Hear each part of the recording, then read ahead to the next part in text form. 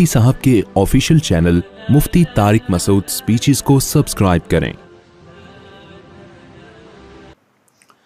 الحمد للہ نحمده ونستعینه ونستغفره ونؤمن به ونتوکل علیہ ونعوذ باللہ من شرور انفسنا ومن سیئات اعمالنا من يهده الله فلا مضل له ومن يضلل فلا هادي له ونشهد أن لا إله إلا الله وحده لا شريك له ونشهد أن سيدنا وحبيبنا وشفيعنا وسندنا محمدا عبده ورسوله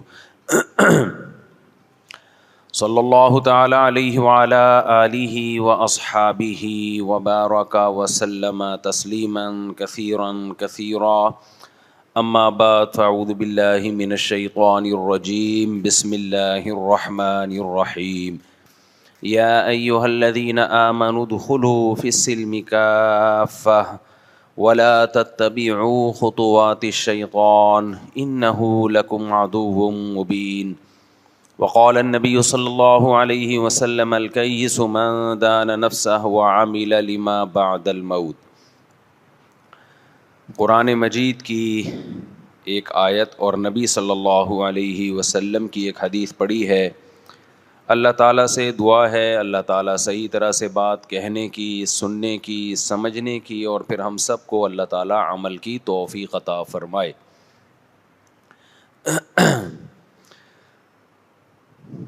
پچھلے جمعے میں نے ایک بیان شروع کیا تھا کہ جو لوگ دین پہ چلنا چاہتے ہیں، شریعت پہ چلنا چاہتے ہیں، بہت زیادہ کنفیوژن کا شکار ہو گئے ہیں وہ، کیونکہ مذہبی اسکالرز یوٹیوب پہ اتنے زیادہ، اور ہر شخص کی دعوت دوسرے سے مختلف، ہر شخص دوسرے کو برا بھلا کہہ رہا ہے، اپنے آپ کو صحیح ثابت کر رہا ہے۔ کچھ ایسے ہیں، میں نے بتایا تھا کہ 3 قسم کے طبقے وجود میں آ گئے ہیں۔ کچھ اسکالرز ایسے ہیں جو لبرل بن گئے ہیں، بالکل ہر چیز کو انہوں نے حلال کر دیا ہے اور کہا کہ بھئی زمانہ کیا ہو چکا ہے، بدل چکا ہے۔ کچھ ایسے ہیں جن میں اتنا جمود ہے کہ وہ 1 انچ بھی اپنی جگہ سے ہٹنے کے لیے کسی بھی معاملے میں تیار نہیں ہیں۔ اس پہ میں نے بات کی تھی کہ شریعت کے کچھ مسائل ایسے ہوتے ہیں زمانے کے بدلنے سے وہ مسائل تبدیل نہیں ہوتے۔ تو یہ جو لبرل قسم کے اسکالرز آ رہے ہیں، انہوں نے مختلف چیزوں میں چینجنگ کرنا شروع کر دی۔ ایکچولی اسلام میں یہ نہیں، ایکچولی وہ ٹوپی ڈرامے جو کر دی ہے نا، داڑھی کا میں نے مثال دی تھی کہ داڑھی کوئی غائب کر دیا، داڑھی چھوٹی بھی کرا سکتے ہو۔ یہ وہ لوگ ہیں کہ جب ان سے اسلام پر عمل نہیں ہوا تو بجائے اس کے کہ توبہ استغفار کرتے، انہوں نے اسلام کا مسئلہ ہی چینج کر دیا۔ آپ کو پتہ ہے کہ آج سے 30-40 سال پہلے پاکستان میں کسی بھی مکتبہ فکر میں کوئی بھی یہ فتویٰ نہیں دیتا تھا کہ شلوار یا پینٹ خاص طور پہ نماز کے دوران ٹخنوں سے نیچے کر سکتے ہیں، کوئی بھی نہیں ملے گا آپ کو 20-30 سال پہلے۔ لیکن اب ایک طبقے نے یہ کہنا شروع کر دیا کہ پینٹ کو فولڈ نہیں کر سکتے آپ۔ بتاؤ نہیں لایا کہ نہیں لایا؟ کیا ہو گیا بھائی؟ مارکیٹ میں کیا لایا ہے؟ نئی چیز لایا ہے۔ حالانکہ وہ جو فولڈ کرنے سے متعلق احادیث ہیں ان کا مفہوم یہ ہے کہ بعض لوگ آستینے ایسے یوں کر کے اوپر چڑھا لیتے ہیں، یہاں تک دیکھنے میں آپ کی ہیئت عجیب سی ہو جائے۔ سب علماء اس کا یہی مطلب لیتے تھے کہ آستینوں کو نماز میں ایسے چڑھانا یہاں تک، یہ ٹھیک عمل نہیں ہے۔ لیکن چونکہ پینٹ یا شلوار کو ٹخنوں سے اوپر رکھنا ایک مشکل کام ہے، عام رواج نہیں ہے اس کا. لوگ کہتے ہیں جی یہ تو مولانا آ رہا ہے, ملا آ رہا ہے. آپ نے ڈاکٹر ذاکر نائک کو دیکھا ہوگا, وہ بھی پینٹ کو فولڈ کرتے ہیں ٹخنوں سے اوپر. اللہ کا خوف ہے نا, احادیث پڑھی ہوئی ہیں انہوں نے. میں جب ان کے گھر گیا تو ان کی شلوار آدھی پنڈلی تک. آپ آدھی پنڈلی نہ رکھیں, صرف ٹخنوں سے اوپر رکھ لیں. نہیں رکھا جاتا آپ سے, توبہ استغفار کریں, اللہ سے توفیق مانگے, اے اللہ جب توفیق دے گا کر لوں گا. لیکن جب مذہبی اسکالر یہ کام شروع کر دے, ایک عامی آدمی کرے گا, لوگ کہیں گے بھائی یہ سنت پر عمل کیوں نہیں کر رہے, وہ کہے گا بھائی دعا کرو اللہ مجھے عمل کی توفیق دے, اس کی جان آسانی سے چھوٹ جائے گی. لیکن جب یہ کام مذہبی اسکالر کرے, سنت کی مخالفت, لوگ پوچھیں گے محترم آپ تو اسپیچ کرتے ہیں, آپ تو ایک اسپیکر ہیں, آپ تو موٹیویٹر ہیں, آپ لوگوں کو موٹیویٹ کرتے ہیں کہ شریعت پہ چلو, آپ کیوں ببانگے دہل شریعت کی مخالفت کر رہے ہیں؟ اب اس کے پاس یہ تعویل ہوگی کہ دعا کرو اللہ مجھے عمل کی توفیق دے, ہوگی یہ؟ اس کے وہ یہ تعویل نہیں کر سکتا. نتیجہ یہ نہیں, کیونکہ کھلے عام کر رہا ہے نا. ایک جرم ہوتا ہے انسان چھپ کے کرتا ہے, اس سے لوگوں کا ایمان خراب نہیں ہوتا, وہ اس کا اللہ کا معاملہ ہے. ایک جرم ہوتا ہے جو آپ لوگوں کو تبلیغ کر رہے ہیں اور کھلے عام اس کی دھجیاں اڑا رہے ہیں. اس سے آپ کی دعوت اور آپ کی تبلیغ میں اثر باقی رہے گا؟ بولنے پر گورنمنٹ نے پابندی بالکل بھی اب تک پابندی نہیں ہے, لگ سکتی ہے کسی بھی ٹائم پہ. اس لیے جب تک پابندی نہیں ہے تو آپ بول لیا کریں. تو میں اس کر رہا تھا, اگر مذہبی اسکالر کھلے عام اللہ کے حکم کی دھجیاں اڑائے, لوگ اس سے پوچھیں کہ آپ ہمیں تو صبح و شام سنت سنت سنت شریعت شریعت, اب آپ خود شریعت کی مخالفت کیوں کر رہے ہیں؟ تو وہ یہ نہیں کہہ سکتا دعا کرو اللہ مجھے عمل کی توفیق دے, یہ کہہ کے جان نہیں چھڑا سکتا. اب اس کے پاس دو ہی آپشن ہیں, یا تو توبہ کر کے انسان کا بچہ بن جائے, یا شریعت کے مسئلے کو کیا کر دے, چینج, کہ جی میری تحقیق یہ ہے کہ یہ جائز ہے. تو کہیں بھی صحابہ, تابعین, تبع تابعین, ائمہ مجتہدین, محدثین سے نہیں ملتا کہ انہوں نے مرد کے لیے لباس کو ٹخنوں سے نیچے رکھنے کی اجازت دی ہو. اس بارے میں بہت ساری واضح احادیث ہیں. لہذا جس مکتبہ فکر کو بھی اٹھا کے دیکھیں, 15-20 سال پہلے, 30 سال پہلے کوئی ایک مکتبہ فکر بھی ایسا نہیں تھا, جو مشہور مکتبہ فکر ہیں ان کی بات کر رہا ہوں, کہ اس نے اجازت دی ہو کہ مرد اپنے ازار کو یا شلوار کو یا پینٹ کو ٹخنوں سے نیچے کر سکتا ہے. کہیں بھی نہیں ملتا. کوئی مجبوری ہو ایک الگ بات ہے, مجبوری کے حکام اس پہ میں بات کر چکا ہوں. نارملی اس کی اجازت نہیں ہے. نبی صلی اللہ علیہ وسلم نے ارشاد فرمایا, ان اللہ لا يقبل صلاة رجل مسبل ازارہ, اللہ اس شخص کی نماز قبول نہیں کرتے جو اپنے ازار کو نیچے کرے ٹخنوں سے. اب ٹخنوں سے اوپر کرنے کے دو ہی طریقے ہوتے ہیں, یا تو آپ پینٹ چھوٹی سلوائیں, یا ازار یا شلوار چھوٹی سلوائیں, یا آپ اس کو اوپر سے کیا کریں, فولڈ کریں. ہمیشہ سے یہی ہوتا آ رہا ہے.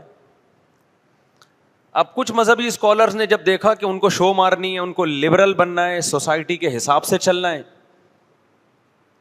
تو چند سال پہلے یہ فتویٰ کیا ہو گیا, چینج. اور وہ حدیثیں جو آستینوں سے متعلق ہیں کہ فولڈ کرنا جائز نہیں ہے, وہ کدھر لے جا کے فٹ کر دیں, شلوار پہ اور پینٹ پہ لے جا کے فٹ کر دیں, جس کے بارے میں صریح حدیث موجود ہے کہ ان کو ٹخنوں سے نیچے نہیں لے کے جانا. میں سمجھا پا رہا ہوں اپنی بات کہ نہیں سمجھا پا رہا؟ حدیث تو ان کے پاس بھی ہے, ریفرنس ان کے پاس بھی ہے. بار بار میں کہتا ہوں کہ اس زمانے میں پبلک کو حدیث کے ریفرنس کے ذریعے بے وقوف بنانا دنیا کا سب سے آسان کام ہے. اس کا یہ مطلب نہیں ہے کہ بغیر دلیل جو بھی پھینکتا چلا جائے آپ اس کی مانتے چلے جائیں. لیکن آپ کو یہ دیکھنا پڑے گا کہ کون وہ علماء ہیں جو شریعت کو حقیقت میں فالو کر رہے ہیں, جن کے پاس علم بھی کامل ہے, اور کون ایسے ہیں جو اسلام کے نام پہ منجن بیچ رہے ہیں. کھوپڑی شریف میں بات آ رہی ہے کہ نہیں آ رہی ہے؟ حضرت عثمان رضی اللہ تعالی عنہ جب گئے نا حدیبیہ کے موقع پہ سفیر بن کے نبی صلی اللہ علیہ وسلم کے, تو آپ کی ازار ٹخنوں سے اوپر تھا, آپ کا ازار. عربوں نے مذاق اڑایا تو آپ نے فرمایا کہ ہم تمہارے کہنے سے اپنے نبی کے طریقے کو نہیں چھوڑ سکتے.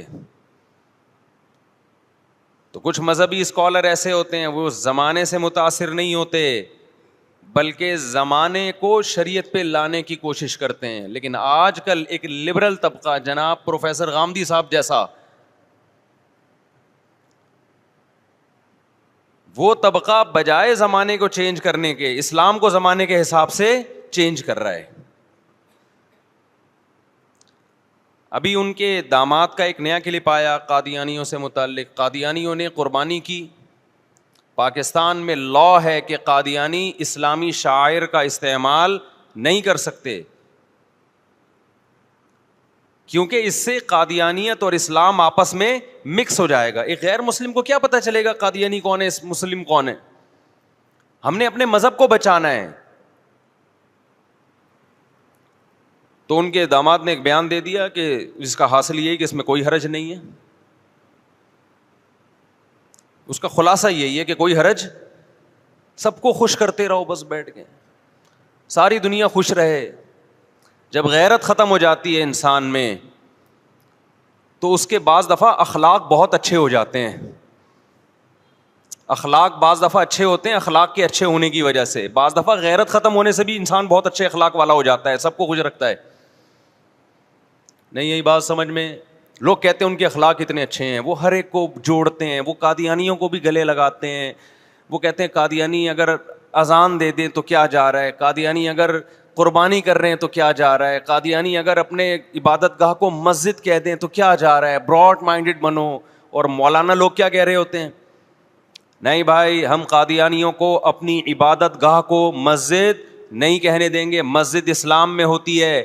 قادیانی اپنے نام کے ساتھ اسلام کا لیبل ہٹا دیں, پھر جو مرضی کریں, ہمیں اشکال نہیں ہے. مسلم نہ کہیں اپنے آپ کو. کنفیوژن کیوں پیدا کر رہے ہو بھائی؟ ایک جھوٹے نبی کو تم نے ہمارے پیغمبر کے کھاتے میں ڈال دیا, ایک جھوٹے نبی کو جس کی کتابوں سے ثابت ہوتا ہے کہ نبی ہونا تو دور کی بات, وہ ایک شریف انسان نہیں تھا. اس کی نسبت کر دی محمد صلی اللہ علیہ وسلم کی طرف کہ اس کے ذلی نبی ہیں, معاذ اللہ, نبی کے نائب نبی ہیں. اتنا بڑا جرم کر دیا تو ہم آپ کو جینے کا حق بھی دیتے ہیں, رہنے کا حق بھی دیتے ہیں, لیکن ہم کہتے ہیں کہ آپ نے کوئی ایسا کام نہیں کرنا کہ آپ میں اور اسلام میں فرق ختم ہو جائے. دیکھو عیسائی بھی رہتے ہیں کہ نہیں رہتے, ہم ان کو گلے لگاتے ہیں. میں جب جاتا ہوں سفر پہ عیسائی لوگ بھی ملتے ہیں, عیسائیوں کے پادری بھی ملتے ہیں. ابھی میرا مسقط کا سفر تھا, ایئرپورٹ پہ ایک عیسائی پادری ملے, بڑے اچھے طریقے سے ملے. انہوں نے کہا میں آپ کے بیان سنتا ہوں اور ہماری ایک برادری, بہت بڑی برادری آپ کے بیان سنتی ہے. انہوں نے کہا جو حضرت عیسیٰ علیہ السلام کی تعریفوں پر آپ نے بیان کیا وہ میں نے شیئر کیا ہے. کیوں ملتے ہیں بھائی ہم ہندو سے بھی اور عیسائی سے بھی؟ اس لیے کہ ہمارے ان سے محبت کا اظہار کرنے سے اسلام اور عیسائیت میں جو ایک واضح فرق ہے وہ فرق ختم نہیں ہوتا. سب کو پتہ ہے اسلام یہ ہے, عیسائیت یہ ہے. فمن شاء فلیؤمن ومن شاء فلیکفر. قادیانیوں نے نیا مذہب ایجاد کیا اور اتنا بڑا بہتان محمد صلی اللہ علیہ وسلم پہ لگایا کہ مرزا غلام احمد قادیانی ہندوستان میں پیدا ہونے والا, وہ محمد صلی اللہ علیہ وسلم کا جانشین ہے نبوت میں. اتنا بڑا الزام لگا دیا, اٹھا کے پیغمبر کے کھاتے میں ڈال دیا آپ نے ایک شخص کو, جھوٹے کو, اور پھر آپ اس کو عین اسلام قرار دے رہے ہو. جب ہم کسی کو نبی مان لیتے ہیں تو اس کا مطلب وہ دن کو رات کہے تو آپ کو رات کہنا پڑتا ہے. وہ رات کو دن کہے تو آپ کو دن ماننا پڑتا ہے. نبی کی زبان سے نکلے ہوئے لفظ آپ کی سمجھ میں آئے نہ آئے آپ کو ہاں کرنی ہے. اتنا بڑا منصب ہے نبی کا. تو علماء نے حکومت کے ذریعے ایک قانون پاس کروایا کہ قادیانی زندہ رہیں, جینے کا حق ہے, کاروبار کریں, عبادت گاہیں بھی بنائیں. یہ بھی نہیں کہا کہ عبادت گاہوں پہ پابندی ہے. اتنے براڈ مائنڈڈ بر صغیر کے علماء سب نے مل کے, تمام مکاتب فکر نے مل کے ایک لا پاس کروایا, کوئی ایسا کام قادیانی نہیں کرے گا جو مسلمانوں کا شعار ہو. ہر قوم کا اپنا ایک خاص شعار ہوا کرتا ہے.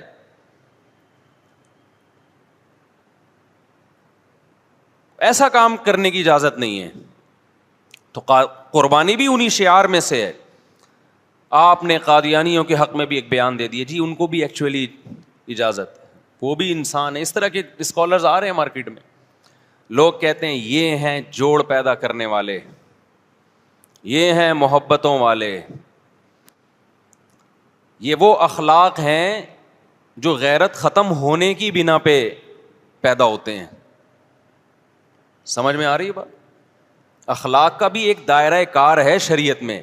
آپ اپنی ذات کے لیے جتنے اخلاق برداشت کر سکتے ہیں نا, اتنے ہی اسلام کے لیے بھی کریں. کچھ اخلاق ایسے ہیں کہ آپ جب آپ کی ذات پہ بات آئے گی آپ کبھی برداشت نہیں کریں گے.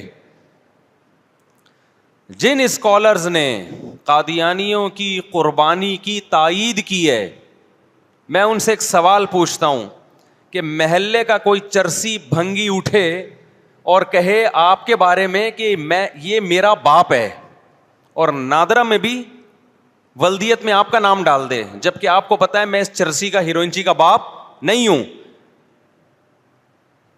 سب سے پہلے آپ اعلان برات کرو گے بھائی اس مکھنچو اور ہیروئنچی اور چرسی کا میرے نسب سے کوئی تعلق نہیں ہے, ہم خاندانی شریف لوگ ہیں, ہر ایرے غیرے کو ہم اولاد نہیں بناتے. نمبر 2, آپ اس کو پابند کرو گے کوئی ایسا کام تم نے نہیں کرنا جس سے تم میری اولاد لگنے لگو. کوئی ایسا کام تم نے نہیں کرنا جس سے دیکھنے میں لوگوں کو کیا ہو, دھوکا ہو کہ تم واقعی میری کیا ہو, اولاد. ایک اسکالر آئے تھے نا جو مولانا طارق جمیل صاحب کی آواز نکالتا تھا, بالکل آپ کو یاد ہوگا. تو اس کی آواز سے بہت دھوکا ہو رہا تھا لوگوں کو. بعض دفعہ لوگوں نے مولانا طارق جمیل صاحب سمجھ کے چندہ دینا شروع کر دیا, ایسی رپورٹیں آئیں. مولانا نے اس پہ پابندی لگائی کہ آپ کو میری نقل اتارنے کی اجازت نہیں ہے. کیوں؟ میری نقل سے کیا ہو رہا ہے, دھوکا ہو رہا ہے. لوگ سمجھ رہے ہیں آپ میرے بیٹے ہو, کوئی سمجھ رہا ہے کہ آپ میرے نائب ہو. تو حضرت مولانا کا غصہ آنا بجا تھا یا نہیں تھا؟ بھئی لوگ آپ نے نام بھی ایسا رکھا ہوا ہے کہ لوگ آپ کو میرا بھائی سمجھ رہے ہیں, کوئی میرا بیٹا سمجھ رہا ہے, اصل نام آپ کا یہ نہیں ہے. کوئی بھی غیرت مند یہ برداشت نہیں کرتا کہ کوئی بھی اٹھ کے میری طرف نسبت کر لے اور جھوٹی نسبت ہو.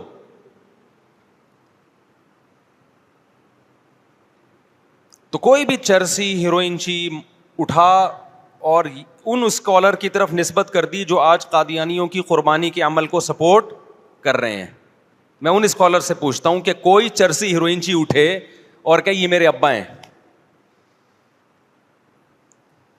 آپ کہو گے بھائی نہ آپ کو یہ دعویٰ کرنے کی اجازت اور نہ آپ کو دیکھنے میں ایسا لگنے کی اجازت کہ آپ دیکھنے والوں کی نظر میں میرے بیٹے لگیں, اس پہ بھی آپ پہ پابندی ہے. نہیں کیا میں محلے کے بدماشوں سے پٹواؤں گا تمہیں. اب وہ چرسی کیا کر رہا ہے, وہ وہی کپڑے پہن کے عید کے دن گھومتا ہے جو آپ کے بیٹے پہن کے گھوم رہے ہیں. وہی شیروانی, وہی شلوار, وہی قمیض, وہی شیروانی سلوائی بھی ہے اس نے. نادرہ میں بھی نام ڈال دیا. اب آپ کہہ رہے ہیں بیٹا تم نے نادرہ میں ابا میں میرا نام کیوں ڈالا؟ ہو کہیں دیکھیں انسان کے اخلاق بھی کوئی چیز ہوتی ہے. اس سے کیا ہوتا ہے, اس سے کیا ہوتا ہے؟ ڈی این اے ٹیسٹ ہوگا تو سب کو دودھ کا دودھ اور پانی کا پانی ہو جائے گا, سب کو پتہ چل جائے گا کون سچی مچی کا بیٹا ہے کون غلط. اسلام اپنی رائے تھوپنے کی اجازت بالکل بھی نہیں دیتا کہ کسی کو کافر کہو, کسی کو مسلمان کہو. ڈی این اے سے پتہ چل جائے گا. آپ کہو گے بھائی ڈی این اے تیرا باپ کروائے گا جا کے, کیا کون کرواتا ہے ڈی این اے؟ دیکھنے میں تو ساری دنیا یہی سمجھے گی کہ بھائی تو کیا ہے, میری اولاد ہے, کل تو وراثت کے لیے بھی کھڑا ہو جائے گا. اور چلو کوئی شریف انسان کوئی سچا ہوتا نا تو آدمی کہتا ہے چلو میرا والا لگ رہا ہے, یہ لگ رہا ہے, چلو ایک بچہ تو ایسا ہوا جو دیکھنے میں اچھا لگ رہا ہے, ایک تو ایسا ہوا نا, چلو میرا نہیں ہے لیکن اس کو اپنے, کیونکہ اپنے والے اس کام کے نہیں, اس قابل نہیں ہے کہ وہ ان کی اپنی طرف نسبت کروں. ایک صاحب نے شادی کی, کئی بچے ان کے, تو ایک سوتیلا بیٹا بھی تھا, تو کہنے لگے یہ مجھے بہت برا لگتا ہے. ان کے دوست نے کہا اس کے خاندان میں اچھا صرف یہی ہے جو اس کو برا لگ رہا ہے, سوتیلا ہونے کی بیس پہ. تو اب مجھے ایک بات بتاؤ, کوئی غیرت مند اس کو برداشت کر لے گا کہ میری اولاد ہے نہیں اور نسبت کس کی طرف کر دی, میری طرف. اب آپ خوش اخلاقی کا مظاہرہ کر رہے ہیں. ایکچولی اصل میں اسلام تو ایک وسیع مذہب ہے, کسی کو کسی پہ طنز کرنے کی, کسی کو کسی کے خلاف تقریر کی اجازت نہیں ہے. یہ اس کا پرسنل معاملہ ہے کہ وہ وہی ویسٹ کوٹ پہن کے گھوم رہا ہے جو میرے بچے عید کے دن پہنتے ہیں, اسی کلر کے کرتا شلوار پہنے ہوئے ہیں جو میرے بچوں نے پہنے ہوئے ہیں. اس سے محلے والوں کو دھوکا ہو رہا ہے کہ یار اگر یہ اس کا بچہ نہیں ہے تو وہی ویسٹ کوٹ کیوں پہنی ہوئی ہے اس نے, وہی شلوار قمیض کیوں پہنی ہوئی ہے, وہی اچکن کیوں پہنی ہوئی ہے, ہیں بھائی, اور اتنی ہی عیدی لے کے گھوم رہا ہے جتنے اس کے بچے عیدی لے کے گھوم رہے ہیں, اور گھوم بھی انہی کے ساتھ ساتھ رہا ہے. آپ کبھی برداشت نہیں کرو گے. ہم قادیانیوں سے کہتے ہیں کہ محمد صلی اللہ علیہ وسلم کی طرف تم نے ایک جھوٹے آدمی کی نسبت کر دی, اب تمہاری مسجد کا نام بھی مسجد ہو, تم بقرعید کی طرح قربانی بھی ہماری طرح کرو, حج بھی ہماری طرح کرو, تو سچے اور جھوٹے میں فرق غیر مسلم کے لیے ختم ہو جائے گا. غیر مسلم یہی سمجھے گا یہ بھی مسلم ہے, اس کی ہم قادیانیوں کو کسی قیمت پہ اجازت نہیں دیں گے, کچھ بھی ناممکن ہے. یہ بد اخلاقی نہیں ہے, یہ غیرت کا معاملہ ہے. آپ کا دوست بڑا اچھا, آپ اس کے ساتھ بہت اچھے اخلاق, سب کہتے ہیں جی اب ماشاءاللہ یہ وسیم بھائی کے اخلاق کیا ہیں, بہت اچھے. بہت دنوں سے وسیم بھائی نہیں آئے مارکیٹ میں. کوئی نام ایسا بتاؤ جو سچی مچی میں نہ ہو کسی کا نام یار, تاکہ کوئی وسیم بیان میں بیٹھا ہوتا ہے وہ پھر ناراض ہو جاتا ہے. ابھی میں جہاز میں جا رہا تھا تو ایک ایئر ہوسٹس آئی, کہنے لگی مفتی صاحب وہ ڈبو کے کھانے والا جو لطیفہ ہے نا, خدا کی قسم بڑا مزہ آیا. جہاز میں ایئر ہوسٹس نے بتایا کہ مصعب وہ جو آپ کا لطیفہ تھا نا ڈبو کے کھانے کا اپنا ہی مزہ ہے. مولوی صاحب وہ رشتہ لینے گئے تھے, وہ یاد ہے وہ جو ڈبو کے کھایا تھا, رشتہ ٹوٹ گیا تھا نا, اس پہ اس نے کہا تھا رشتہ ٹوٹنے کا غم اپنی جگہ مگر ڈبو کے کھانے کا اپنا ہی مزہ ہے. تو ایئر ہوسٹس نے اتنا شکریہ ادا کیا, اس نے کہا مولوی صاحب میرا ڈپریشن ختم ہو گئی. پھر اس نے ایک سیلفی لی کہ اپنے گھر والوں کو دکھاؤں گی میں,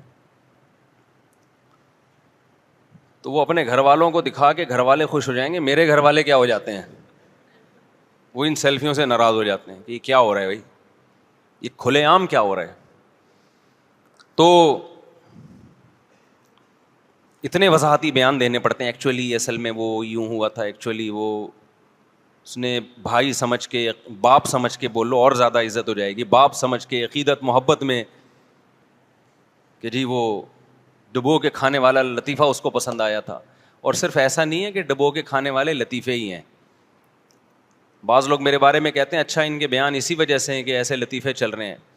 ہم ترکی جا رہے تھے ابھی کچھ دن پہلے, یہ بیان نہ کہیں دائیں بائیں ہو جائے جو میں لے کے چل رہا ہوں, غیرت بیرت یہ سب باتیں نا آج کے جو لبرل ٹائپ کے اسکالرز مارکیٹ میں آ رہے ہیں, جنہوں نے ہر چیز کو براڈ مائنڈیڈ بن کے غیرتی سوسائٹی میں کیا کر دی ہے, ختم.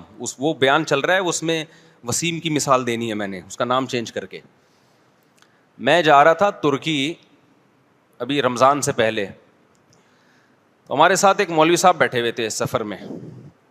وہ مولوی صاحب مجھے زیادہ انہوں نے بیان نہیں سنے میرے, وہ چٹکلے نا یہ جو شارٹس آتے ہیں نا, تو مجھے کہنے لگے آپ اصل میں اس لیے مشہور ہیں کہ آپ لطیفے بہت چھوڑتے ہو, اوپنلی نا آپ لطیفے چھوڑتے رہتے ہو, مزاحیہ باتیں کرتے رہتے ہو, تو ظاہر ہے پھر. میں نے کہا اچھا جی شاید ایسا ہی ہوگا. میں نہیں زیادہ کوشش کرتا کہ کوئی زیادہ صفائیاں پیش کروں, عام طور پہ کبھی بہت ضرورت ہو تو پھر پیش بھی کرنی پڑتی ہے, ایک لمٹ ہوتی ہے نا. میں نے کہا اچھا ایسا ہی ہوتا ہوگا پھر تو اب کیا کرنا ہے. اس کو سمجھا کے ہم نے بھائی ٹھیک ہے اگر کسی کو ہدایت مل رہی ہے تو ٹھیک ہے, نہیں مل رہی ہے تو وہ تو آخرت میں پتہ چلے گا نا. انہوں نے کہا لطیفے چھوڑتے ہیں, یہ کرتے ہیں, وہ کرتے ہیں وغیرہ وغیرہ. اللہ کی قدرت, تھوڑی دیر میں آگے سے ایک بندہ آیا, ماشاء اللہ داڑھی اس کی, وہ اپنی فیملی کے ساتھ یورپ جا رہا تھا. اس نے کہا مفتی صاحب میں ملحد ہو چکا تھا, خدا کا منکر, سمجھ رہے, اسلام چھوڑ چکا تھا.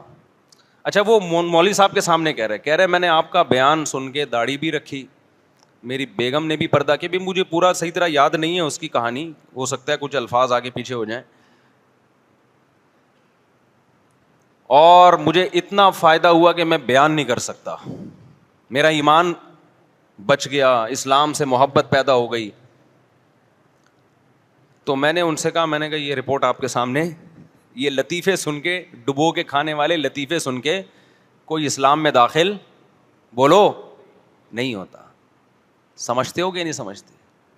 اب سوال پیدا ہوتا ہے جب ڈبو کے کھانے والے لطیفے سن کے اسلام میں داخل نہیں ہوتا تو پھر ہم یہ ڈبو کے کھانے والے لطیفے سناتے کیوں ہیں, یہ چٹکلے سناتے کیوں ہیں؟ سوال یہ پیدا ہوتا ہے کہ جب اس کا اسلام سے تعلق نہیں ہے تو ہم یہ سناتے کیوں ہیں؟ اس کی وجہ یہ بھائی ہمارا مزاج ہے, ہم اپنے مزاج سے کیا ہیں, مجبور ہیں. یا آپ ہماری کبھی نجی محفل میں آؤ, نجی محفل جب میری کلاس ہوتی ہے نا مدرسے میں اور سبق ریکارڈ نہ ہو رہا ہو تو میں طلبا کو ایسا ہنساتا ہوں کہ ہنس ہنس کے زمین پہ لیٹ جاتے ہیں وہ. یہ مزاج ہے, انسان کی طبیعت کبھی چینج نہیں ہو سکتی, پہاڑ اپنی جگہ سے ہل جائے. کچھ لوگوں ہوتے ہیں خشک مزاج, ان کو ہنسانا یا ان سے مزاح کی بات سننا, آپ ان کو 1 کروڑ روپے بھی دیں گے تو وہ نہ ہنس سکتے ہیں نہ ہنسا سکتے ہیں. اور بعض لوگوں کو اللہ نے ایسا بنایا کہ ان کے مزاج میں ہوتا ہے تھوڑی سی خوش مزاجی ہوتی ہے. تو ہمارے مزاج میں کچھ اس ٹائپ کی چیزیں, کچھ ایسے بچپن سے ہی جراثیم یا کہیں پیدائش سے پہلے اللہ نے انسٹال کر دی ہیں. سمجھتے ہو کہ نہیں سمجھتے؟ اچھا لوگ کہتے ہیں ممبر پہ بڑے خوش مزاج نظر آتے ہیں, یہ حقیقی لائف میں ایسے نہیں ہیں. جتنا میں ممبر پہ خوش مزاج نظر آ رہا ہوں نا, یہ ممبر کے تقدس کی وجہ سے تھوڑا کنٹرول کیا ہوا ہے میں نے, اور کیمرے کی وجہ سے, صحیح ہے نا. حقیقی لائف میں میرا خیال ہے اس سے 20 گنا زیادہ ہوں گا, کم نہیں ہوں گا. آپ کہہ سکتے ہیں اسلام میں تو رونے دھونے کا حکم ہے, آخرت کا خوف, یہ ہنسنا, اور یہ تو دنیا کی محبت کی علامت ہے. اسلام میں اللہ کا خوف بھی ہے, رونا دھونا بھی ہے. تو ہم نے کب کہا کہ ہم روتے دھوتے نہیں ہیں؟ یہ بھی نہیں کہا کہ روتے دھوتے ہیں, یہ تو ہمارا اور اللہ کا معاملہ ہے نا, یہ تو اللہ جانے ہم جانے. ہمارے حضرت ایک شعر پڑھا کرتے تھے, دن گزارے ساز میں راتیں گزاری سوز میں. ساز گانے باجے کو بولتے ہیں, ساز کا مطلب خوش و خرم, یہاں وہ حقیقی گانے باجے مراد نہیں ہے. راتیں گزاری سوز میں, غم میں, عمر بھر ہم دن میں بلبل شب میں پروانہ رہے. شب میں پروانے کی طرح آگ کے گرد گھومتے ہیں, جیسے پروانہ عاشق ہوتا ہے نا آگ کا, شمع کا. یہ ہمارے حضرت کی کیفیت حضرت نے شعر میں بیان کی. میری کیفیت نہیں بیان کر رہا کہ آپ سمجھے مفتی صاحب شاید پوری رات مصلے پہ کھڑے رہتے ہیں اور روتے رہتے ہیں, دن میں ہنسنا شروع کرتے ہیں صبح سے رات تک نان اسٹاپ. تو میں اپنی کیفیت نہیں بیان کر رہا, میں اپنے شیخ کی کیفیت بیان کر رہا ہوں. وہ فرمایا کرتے تھے کہ جو دن میں جو اہل اللہ جو بلبل کی طرح چہک رہے ہوتے ہیں تو یہ اس کی علامت نہیں ہوتی کہ ان میں اللہ کا خوف نہیں ہے. تو کسی کے بارے میں چند چیزیں دیکھ کر فوراً فتویٰ لگا دینا یہ ٹھیک نہیں ہے. نہ کسی کے رونا دھونا دیکھ کے فوراً یہ فیصلہ کرنا ٹھیک ہے بہت نیک آدمی ہے, نہ کسی کا ہنسنا دیکھ کے فوراً یہ فیصلہ کر دینا ٹھیک ہے کہ یہ آخرت سے غافل ہے. سمجھتے ہو کہ نہیں سمجھتے؟ کسی کو ہنستا ہوا دیکھیں تو یہ نہ فوراً فتویٰ لگائیں کہ اس کے دل میں اللہ کا خوف ختم ہو گیا, غافل ہے. اور کسی کو روتا دیکھ کے فوراً یہ بھی فتویٰ نہ لگائیں کہ بہت نیک آدمی ہے. یہ تھوڑی دیر کی کیفیات سب پہ ہوتی ہیں. کتنے لوگ ہیں بڑے رو رہے دھو رہے ہوتے ہیں نا دعاؤں میں, صبح فلم دیکھنے جا رہے ہوتے ہیں سینما گھر میں, 27ویں رات کو دیکھو جب ختم قرآن ہوتا ہے تو کتنا رونا دھونا ہوتا ہے مسجدوں میں, ہوتا ہے کہ نہیں ہوتا؟ اسی دوران دعاؤں میں چیخو پکار لگی ہوئی ہوتی ہے اور اس کا فون آ رہا ہوتا ہے, اور اس کو انسان کہتا ہے تھوڑی دیر بعد کال کرنا. اس سے میری مراد ہے گرل فرینڈ, محبوبہ. یہ نہیں کہ روتے ہوئے اللہ سے توبہ کر لے کہ اللہ اس ناپاک گدھے گھوڑوں والی محبت سے میں تیری پناہ مانگتا ہوں, توبہ کرتا ہوں. روتے ہوئے بھی توبہ نہیں ہوتی. گرل فرینڈ اور بوائے فرینڈ کی جو محبت ہے یہ بھنگیوں چماروں والی ہے, یہ ریلیشن بھنگیوں چماروں گدھے گھوڑوں والا ہے. یہ ڈائلاگ میرا پھیلاؤ دنیا میں, عام کرو. اللہ کا شکر ہے کافی پھیل گیا ہے. ابھی اسلام آباد میں ایک صاحب ملے, انہوں نے کہا یار یہ جو آپ کہتے ہو نا گرل فرینڈ بوائے فرینڈ گدھے گھوڑوں والا حساب کتاب ہے یہ. تو مجھے اچھا لگا کہ یہ گدھے گھوڑوں والا یہ ڈائلاگ الحمدللہ پھیل چکا ہے. گرل فرینڈ بوائے فرینڈ کا جو ریلیشن ہے یہ کون سا ریلیشن ہے؟ جو گدھے اور گدھی کا ہوتا ہے, گھوڑے اور گھوڑی کا ہوتا ہے. سمجھ میں نہیں آ رہی میرا خیال ہے بات. یا آج کل نا بڑے فخر سے بتاتے ہیں ٹی وی میں بھی, اب ٹاک شاک میں, یہ میری گرل فرینڈ. ابے بھائی تو زانی آدمی, تو زنا کر رہا ہے ایک لڑکی کے ساتھ, بدکار آدمی, اور تو دنیا کو بتا رہا ہے کہ میری گرل فرینڈ ہے. گدھا گدھی کا میں شادی ہوتی ہے یا فزیکل ریلیشن ہوتا ہے؟ آپ لوگ کو پتہ ہی نہیں تو بولو نا. نکاح کرنا یہ انسانوں کی تہذیب ہے. بیوی بنا کے رکھنا کسی عورت کو اور عورت کا شوہر بنا کے رکھنا یہ انسانوں میں تہذیب ہے, یہ پیغمبروں کا طریقہ ہے. اور گرل فرینڈ بوائے فرینڈ کبھی بھی بریک اپ ہو سکتا ہے, نکاح میں ایسے بریک اپ نہیں ہوتا. گرل فرینڈ بوائے فرینڈ میں بریک اپ کے کوئی اصول نہیں ہے. بریک اپ ہو گیا جی, بس نہیں پسند آئی چھوڑ دیا. بیوی کو چھوڑ سکتا ہے انسان؟ دنیا چھوڑنا آسان ہے, بیوی چھوڑنا مشکل ہے. اور بیوی کے لیے شوہر کو چھوڑنا بھی بہت مشکل ہے. خاندان انوالو ہوتا ہے. تو نکاح والا سیٹ اپ یہ انسانوں والا ہے, پیغمبروں والا ہے. موسیٰ علیہ السلام والا, ابراہیم علیہ السلام والا, آدم علیہ السلام والا, محمد صلی اللہ علیہ وسلم والا, زکریا علیہ السلام والا, یعقوب, یوسف, یحییٰ علیہ السلام والا. اور گرل فرینڈ بوائے فرینڈ یہ گدھا گھوڑا کتے بلے. 3 پیس سوٹ اور ٹائی سے نہیں تہذیب کا پتہ چلتا. آج مہذب ہونے کا معیار ہی چینج ہو گیا ہے. جو نہا دھو کے 3 پیس سوٹ ٹائی میں بریف کے ساتھ میں لے کے گھوم رہا ہو اس کو لوگ کہتے ہیں تہذیب یافتہ آدمی ہے. جو دھوتی پہن کے گھوم رہا ہو اس کو گدھا گھوڑا سمجھتے ہیں. اللہ کی نظر میں عمل سے پتہ چلتا ہے کہ کون گدھے گھوڑوں والی زندگی گزار رہا ہے اور کون انسانوں والی زندگی گزار رہا ہے. قیامت میں پتہ چلے گا اللہ کے ہاں کہ کون تہذیب یافتہ قوم تھی اور کون گدھے گھوڑوں والی زندگی گزار کے آئی ہے. اخلاق کس کے اچھے ہیں یہ قیامت میں پتہ چلے گا. ایئر ہوسٹس کے اچھے ہیں یا اس کے اچھے ہیں جو اپنی بوڑھی ماں کا احترام کرتا ہے گھر میں رہ کے؟ ایئر ہوسٹس کے بھی اچھے ہوتے ہیں لیکن وہ پیڈ ہوتے ہیں. سمجھ رہے ہو کہ نہیں سمجھ رہے؟ ویسے بھی اچھے ہو سکتے ہیں, میں یہ نہیں کہہ رہا کہ ایئر ہوسٹس کے اخلاق برے ہوتے ہیں, لیکن وہ جو جہاز میں اس کے اخلاق آپ کو نظر آ رہے ہیں وہ اس پہ آخرت میں فیصلہ نہیں ہوگا. اس پہ کمپنی فیصلہ کرے گی کہ اس کی سیلری میں اضافہ کرنا ہے کہ نہیں کرنا. آخرت میں نہیں ہوگا. آخرت میں اس ایئر ہوسٹس کو ثواب جب ملے گا جب وہ اپنی بوڑھی ماں کی خدمت کرتی ہے اور بٹن دبانے پر فوراً حاضر ہو جاتی ہے. وہ نہیں آئی بات. ابھی میں جہاز میں جا رہا تھا تو ایک صاحب کونی نکال کے باہر, وہ ایئر ہوسٹس سے 2 دفعہ کونی ٹکرائی ان کی, میں پیچھے ہی بیٹھا ہوا تھا. ایئر ہوسٹس نے طبیعت سے سنا دی, تمیز نہیں ہے کونی اندر کرو.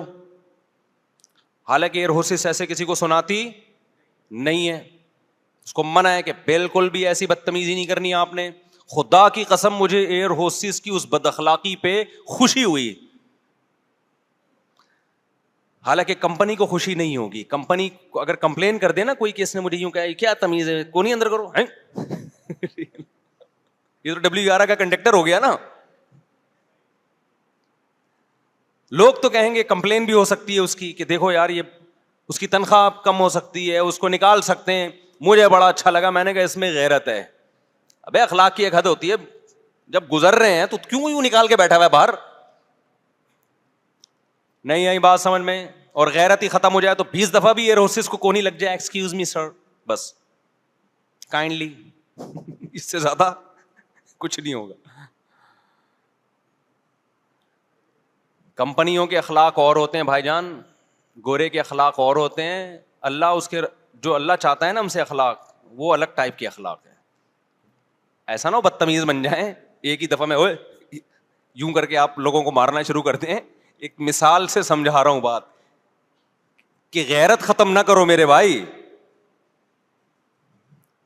تھوڑا تھوڑا بدتمیز بھی ہونا چاہیے انسان کو, لیکن موقع پہ جہاں بدتمیزی کا موقع ہے.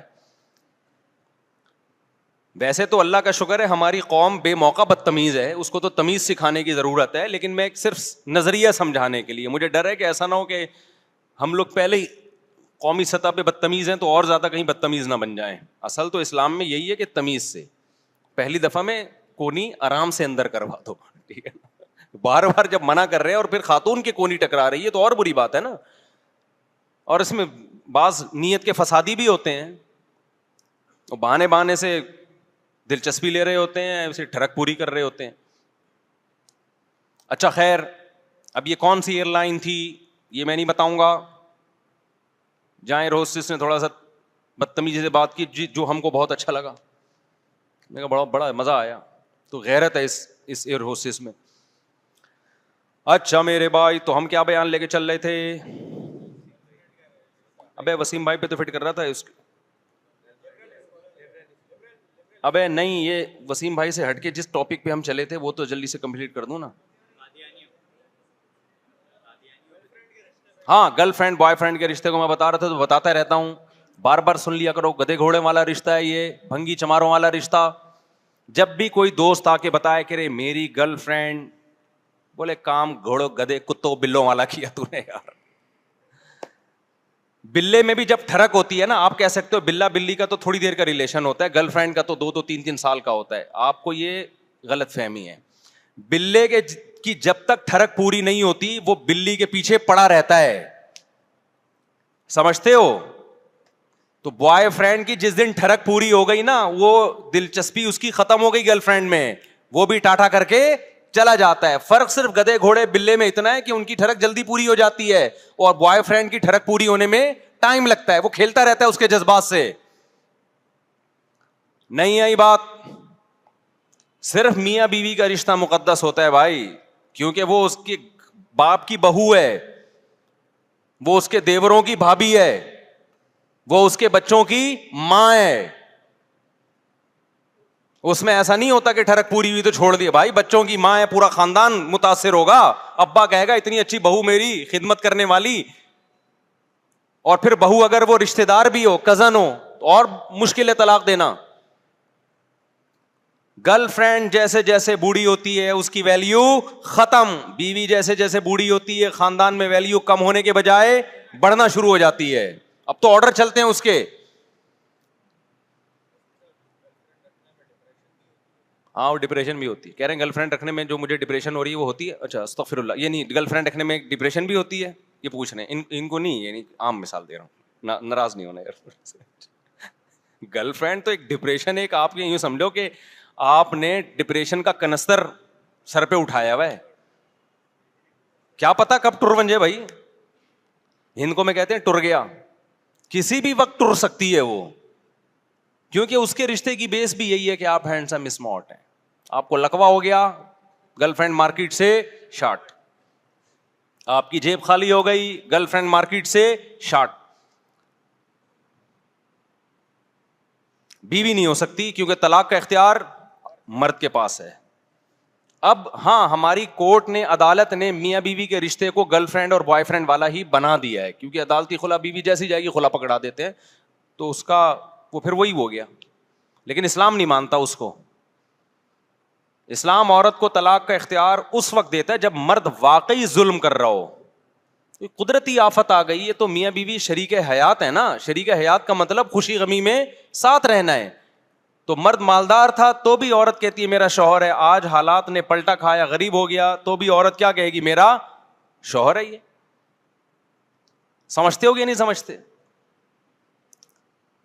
تو گدھے گھوڑوں والے ریلیشن نہیں کیا کرو بھائی. وہ میں اب بتائیں کہاں چل رہا تھا میں, یہ گدھے گھوڑوں پر اب بات کہاں سے آئی؟ گرل فرینڈ والے سے تو آئی, یہ گرل فرینڈ پہ بات کہاں سے؟ ابے یار یہ کچھ تشنگی ہے, کچھ کہیں بیچ میں گڑبڑ ہوئی ہے کہیں.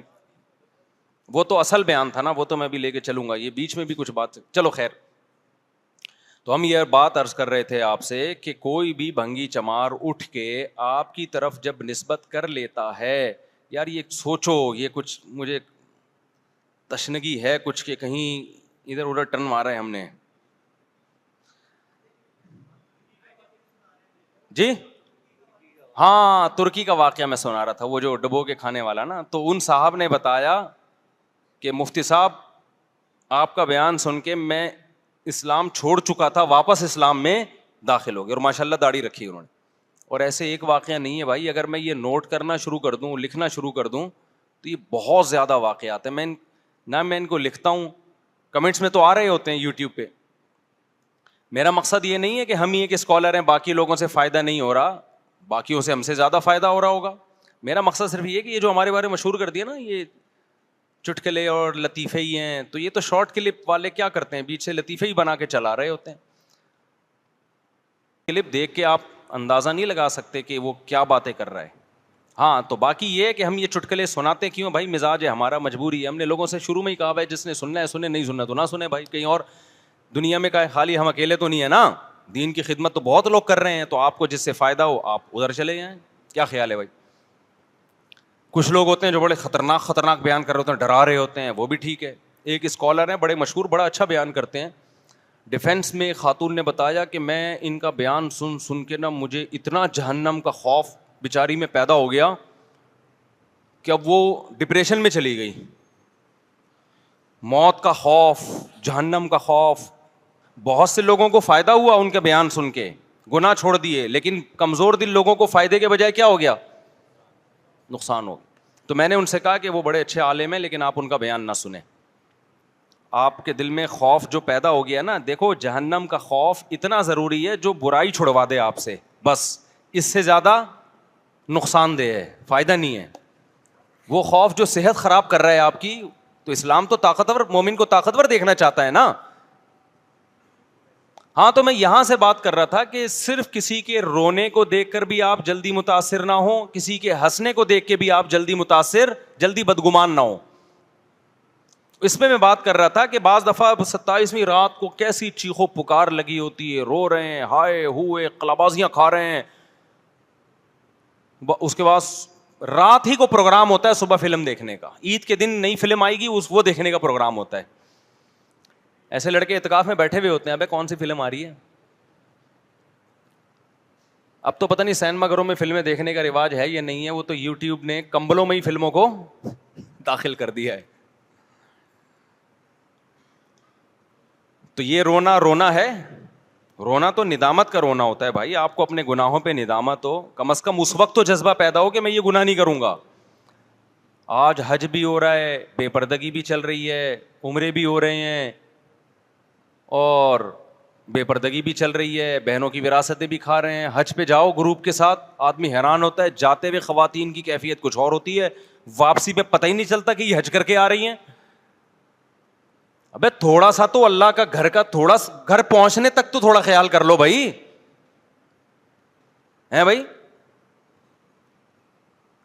میرا سعودی عرب کا بہت سفر ہوا ہے. اب تو سعودی عرب میں پردے کی زیادہ پابندیاں نہیں ہیں, پہلے پابندی تھی. تو بہت دفعہ یہ دیکھتا تھا, ہم سعودی عرب جا رہے ہوتے تھے تو اسکارف اور یہ جیسے ہی سعودی عرب سے واپس آ رہے ہیں, لگتا ہی نہیں تھا کہ یہ سعودی عرب کا جہاز ہے یا کہ امریکہ کے اسی جہاز میں بیٹھے ہوئے ہم. ارے تم مکہ مدینہ سے ہو کے آ رہے ہو, تھوڑی سی تو شرم کرو یار. 8-10 دن بعد یہ کر لینا. کیوں؟ حج میں نیت ہی نہیں ہوتی اپنے آپ کو چینج کرنے کی. حج میں دل میں ارادہ ہی نہیں ہوتا کہ ہم توبہ کر کے آئیں گے. حج میں یہ ہوتا ہے کہ ایک فارمیلٹی پوری کر کے ہم نے آنا ہے, توبہ کی نیت نہیں, توبہ کا ارادہ نہیں. ہم نے علماء کے ساتھ بھی حج کیا ہے بھائی, اہل اللہ بزرگوں کے ساتھ, کیونکہ ہم لوگ کے یہاں بزرگ ہوتے ہیں الحمدللہ. بہت سے فرقے ایسے ان میں بزرگ مارکیٹ میں ملے گا ہی نہیں آپ کو. ہم لوگ کے یہاں چونکہ بزرگ ہوتے ہیں تو ہم نے بزرگوں کے ساتھ بھی سفر کیے ہیں. میرے اوپر اللہ کا کتنا بڑا احسان کہ اللہ نے مجھے کچھ عرصہ بزرگوں کی صحبت نصیب کر دی. یہ میرے اوپر اللہ کا بہت بڑا احسان. میں بزرگ تو نہیں بنا لیکن مجھے یہ اندازہ ہو گیا ان بزرگوں کے ساتھ رہ کر کہ بزرگ کی ڈیفینیشن کیا ہے.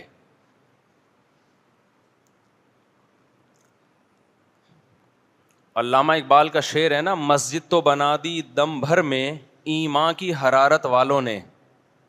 ایمان کی حرارت جن کے دل میں تھی انہوں نے 2 منٹ میں مسجد بنا دی. من اپنا پرانا پاپی تھا, برسوں میں نمازی بن نہ سکا. پرانا پاپی تھا, پرانا عادی تھا بے نمازی ہونے کا, وہ مسجد تو بنا دی لیکن وہ بیچارہ مسجد بنا کے بھی نمازی نہ بن سکا خود میں. تو میری بھی یہی حالت ہے بھائی, ہم نے بزرگوں کے ساتھ وقت تو بہت گزارا, بزرگ نہیں بن سکے ہم, لیکن اتنا فائدہ ہو گیا کہ پتہ چل گیا کہ بزرگ کی ڈیفینیشن کیا ہے. نہیں آئی بات سمجھ میں؟ جس فیلڈ کے ماہرین کے ساتھ رہو نا کچھ وقت, پھر آپ کو اندازہ ہوگا کہ اس فیلڈ کے ماہر کسے کہتے ہیں, ورنہ آپ کو منجن بیچ دے گا کوئی, آپ کو بزرگ کے نام پہ دھوکہ دے دے گا.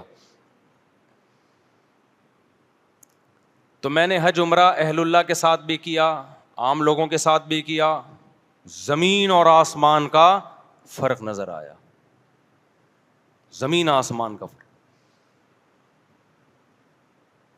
ان کی کیفیات کچھ اور ہوتی ہیں اللہ کے گھر کی زیارت کے لیے, ان کی دعائیں اہل اللہ کی, ان کی عبادت,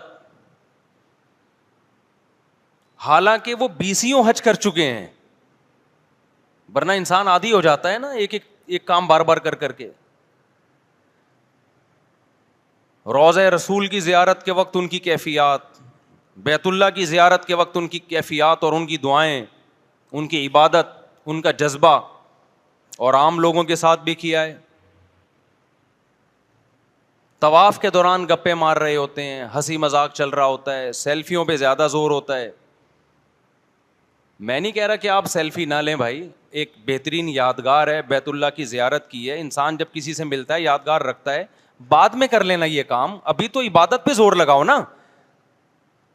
دیکھو آپ نے زندگی میں کبھی نماز نہیں پڑھی, پہلی دفعہ نماز پڑھ رہے ہو آپ چاہتے ہو میری ویڈیو بنے تاکہ میرے پاس یادگار رہے کہ میں نے کبھی نماز ہی پڑھی تھی, تو ہم اس کو مشورہ دیں گے پہلے تمیز سے سچی مچی والی نماز پڑھ لے, پھر ویڈیو کے لیے ایک ایسے تصویر بنا لینا, ٹھیک ہے نا؟ کیا خیال ہے؟ پہلے سچی ایک زندگی میں ایک دفعہ تو نماز پڑھ رہا ہے, وہ بھی کیمرے کی نظر کر دے گا تو ساری توجہ کدھر جائے گی؟ اللہ کی طرف جائے گی یا ویڈیو کی طرف جائے گی؟ پہلی دفعہ تو نماز پڑھ رہا ہے تو تمیز سے خشوع و خضوع کے ساتھ پڑھ لے, بعد میں پھر مجھے کیمرہ پکڑا دینا, یوں کھڑے ہو جانا, ٹھیک ہے نا؟ پھر میں تیری تصویر لے لوں گا خود ہی, ایک یادگار رہ جائے گی کہ تو نے زندگی میں کبھی نماز پڑھی تھی. یہ بھی ایک جذبہ ہوتا ہے لوگوں کا. تو ہم نہیں کہتے کہ آپ بیت اللہ جائیں تو آپ سیلفی نہ بنائیں, یادگار نہ رکھیں, وہ تو سب سے بڑی یادگار ہے کہ آپ نے اللہ کے گھر کی زیارت کی ہے. لیکن بھائی پہلے اللہ کا حق تو ادا کر دو. طواف معمولی عبادت تھوڑی ہے, آپ طواف کو ہلکی عبادت سمجھتے ہو. پیغمبروں نے بیت اللہ کے گرد چکر لگائے ہیں, اس جگہ پہ کس کس مقدس ہستی کا پاؤں پڑا ہے جہاں آپ بیت اللہ کے گرد طواف کر رہے ہوتے ہو. محمد صلی اللہ علیہ وسلم, ابراہیم علیہ السلام, اسماعیل علیہ السلام, کتنے سارے پیغمبر, ابو بکر, عمر, عثمان, علی, حسن, حسین, امام بخاری, امام مسلم, ابو حنیفہ, امام مالک, امام شافعی, امام احمد بن حنبل, سفیان ثوری, عبداللہ بن مسعود, ابو ہریرہ, عبداللہ بن عمر, ابو مسعود انصاری, حذیفہ ابن یمان, عثمان ابن مظعون. کون سا صحابی ہے جس کا وہاں پاؤں نہ رگا ہو؟ کہاں کہاں سے لوگ دنیا میں نہیں آئے جنہوں نے لاکھوں روپے خرچ کی, اپنی جانوں پہ کھیل کے آئے صرف اس چھوٹے سے گھر کے گرد چکر لگانے کے لیے. ان کو اس کی قدر تھی. آج تو انٹرٹینمنٹ ہے یار, اپنی کزنوں کے ساتھ جا رہے ہیں, نامحرم لڑکیوں کے ساتھ, ان کے چہرے کھلے ہوئے ہیں, گپیں ہو رہی ہیں, بد نظری بھی چل رہی ہے, پورے سفر میں گپیں مارتے ہوئے جائیں گے. پھر وہاں جا کے کوئی دیکھو, دل کی کیفیات اپنے اختیار میں نہیں ہے, دل کی کیفیات اپنے اختیار میں نہیں. ظاہر تو آپ کے اختیار میں ہے نا. حدیث میں آتا ہے رونا نہیں آتا دعا میں تو رونے جیسی صورت بنا لو. اب آپ یہ تو نہیں کرو گے کہ میں دعا مانگ رہا ہوں, چونکہ مجھے رونا نہیں آ رہا, طبیعت نہیں لگ رہی, تو میں ہنستے ہوئے دعا مانگنا شروع کر دوں. یا باتیں کرتے ہوئے دعا مانگنا شروع کر دوں؟ یہ تو دعا کی بے قدری ہے یا نہیں ہے؟ بھائی آپ کا دل دعا میں نہیں لگ رہا تو کوئی بات نہیں, صورت ایسی بنا لو جیسے آپ کا دل لگ رہا ہے. آپ کا دل حج میں نہیں لگ رہا, طواف میں نہیں لگ رہا, شکل ایسی بنا لو جیسے آپ کا دل لگ رہا ہے, اللہ اسی کو قبول کر لے گا. تو آپ سیلفی لے لیں, لیکن بھائی پہلے عبادت کو تمیز سے کر لیں آپ. تو خیر میں یہ کر رہا تھا کہ ہم لوگ کے یہاں چونکہ بزرگ ہوتے ہیں الحمدللہ, یہ بہت بڑا اللہ کا فضل ہے کہ ہمارے فرقے میں بزرگ ہیں, ہول سیل کے حساب سے ہیں. تو مجھے صحبت کا موقع ملا تو مجھے اتنا پتہ چل گیا کہ بزرگ کی ڈیفینیشن کیا ہے. یہ اللہ کا بڑا فضل ہو گیا.